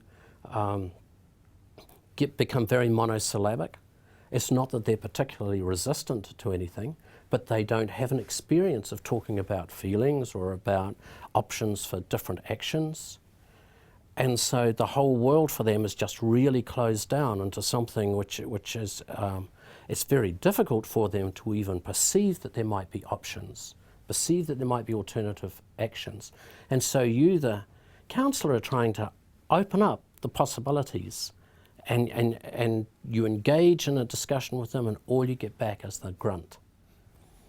And so it requires a different kind of patience, really, as you just work with grunts and you just take time and you become, you reflect what you think the grunts might mean, and sometimes you get responses and sometimes you don't, but you persevere with it until you're really trying to tune yourself into the client, to try and think, what are the anxieties that they're feeling? How does it relate to the experience that you know that they've been through?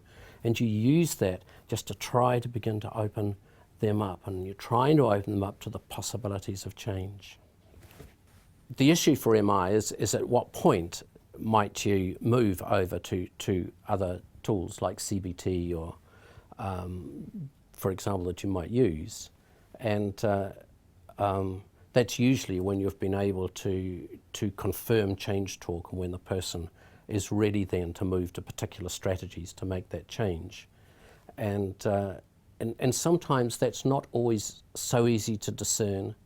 You think sometimes that you're there with the client at that point, but that's a point at which resistance can often arise, because the person is on the verge of change and they think, oh my goodness, the next step is I've actually got to do something. And so there's often a bit of a reversal, a bit of resistance grows, a bit of that ambivalence again. I know what to do, I'm ready for it, but not now. And so being particularly sensitive about that part of the change process is critical, I think, for the practitioner. And being aware of picking up signs of resistance at that part, and then being able to just withdraw a bit with the client if necessary, and again looking for affirmation and confirmation, and especially calling on the skills that they've used to be able to deal with things in the past, because it's usually an anxiety thing that you're wanting to reduce, and then moving forward with them again.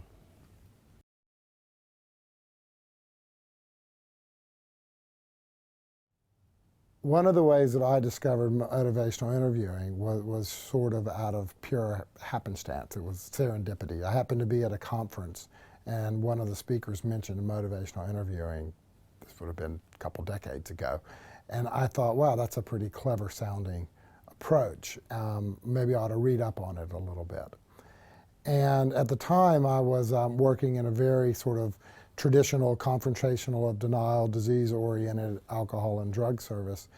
And radical approaches like motivational interviewing, relapse prevention, guided self-change were quite frowned upon as being harm reduction approaches. And in some ways, what I think Miller and Rolnick have done in their work, as well as some of the other pioneers in this area around the world, is they've taken us out of the dark ages. You know, in some ways, we've had a bit of a renaissance in regards of not only the importance that the client brings and their resources and their ability to make changes in their life, and their knowledge of themselves, because they truly are the experts in the room, at least of themselves, to marry it up with the clinician's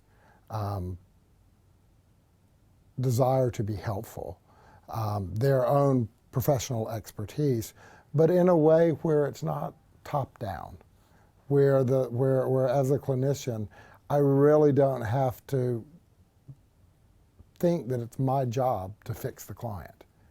It's my job to help facilitate a process of change and engage somebody into that process as best as I can. Because at the end of the day, people do what they want to do.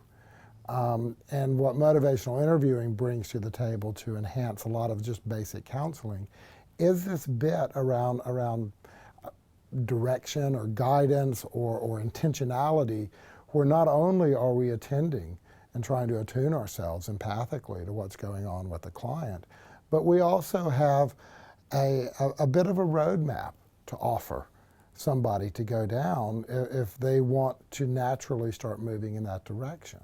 So I don't feel like I'm behinding people pushing anymore. I feel like I'm walking alongside them. And that's been a huge relief in my clinical practice, and I think my clients appreciate it as well. I know clinicians do. One of the challenges about learning motivational interviewing in my mind and in my experience as a practitioner and as a trainer now is that it is it's easier than it seems.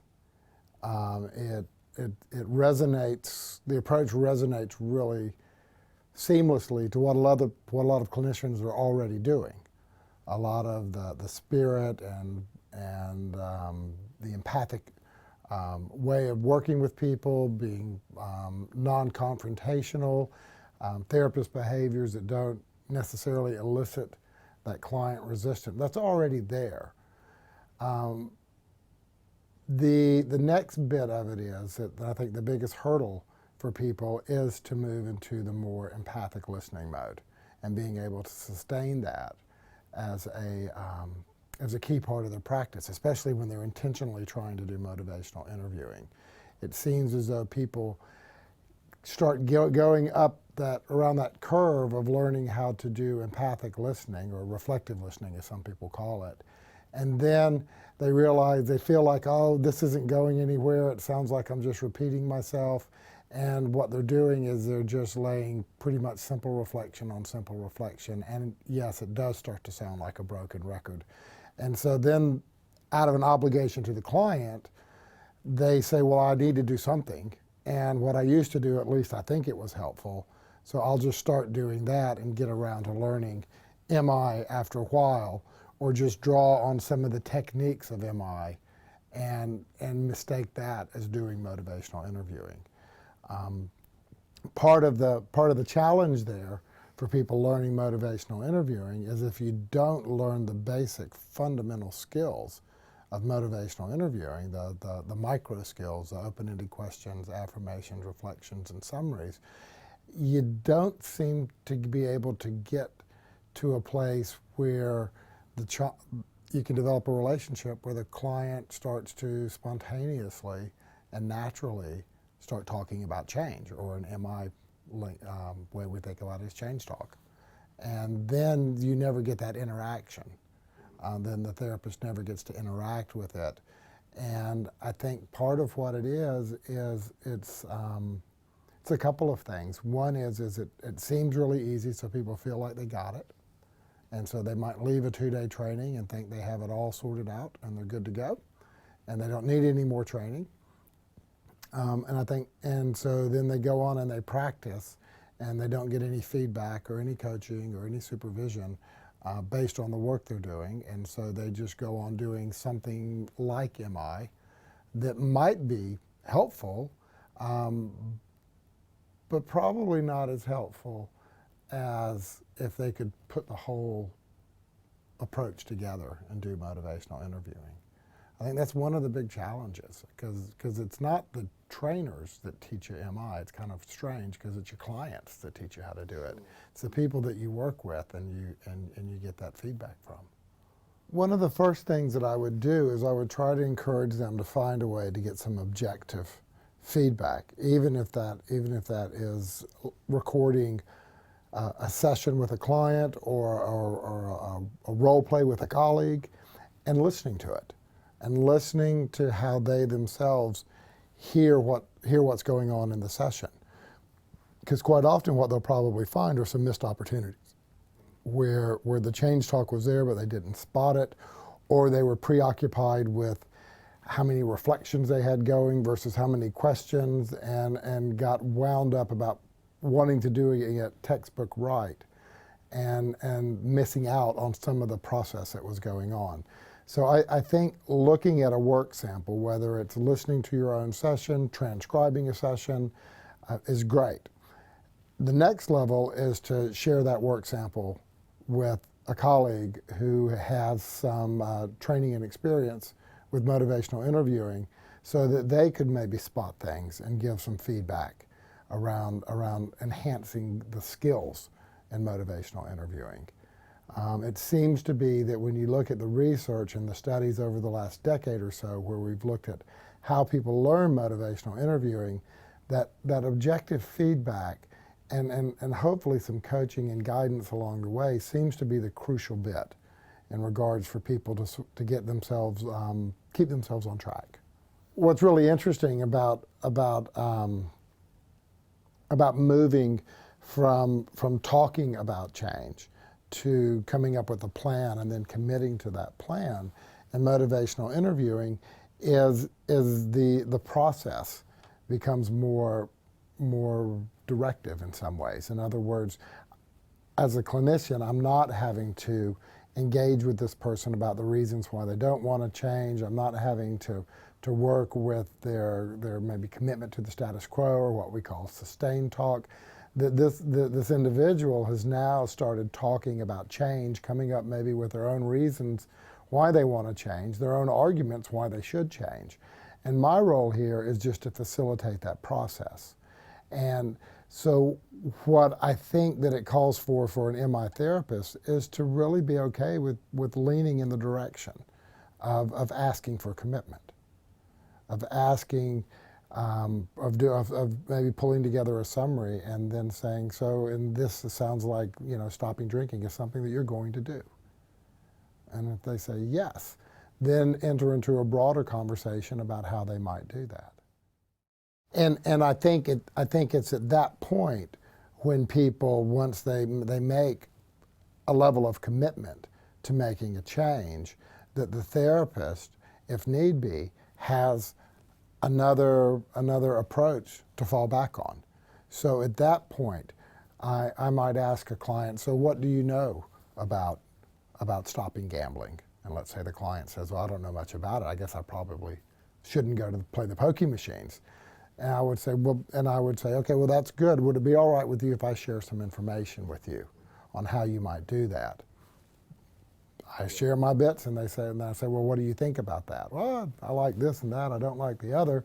And I'd say, well, okay, well, how about we have a conversation about working on how you can, you know, control your urges to gamble, and then I'm going to start moving away into maybe a relapse prevention mode, or moving into some CBT or other type of approach that I might think would be helpful for that.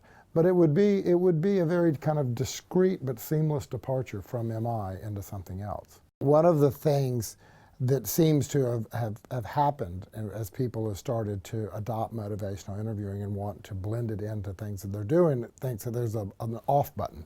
That, okay, we've got commitment to change, so I'm going to turn the MI off. What we know about lifestyle change is once people start to have successive victories, they hit ambivalence points throughout.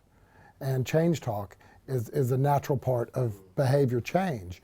And so having knowledge of MI is only going to enhance any other approach they're trying to incorporate. And unless you're an absolute theoretical purist, I don't see why there would be any problem if I'm doing CBT, mindfulness, acceptance and commitment therapy, if I want to reinforce or elicit change talk, or if I want to use reflections, or if I want to utilize some of the strategies in motivational interviewing.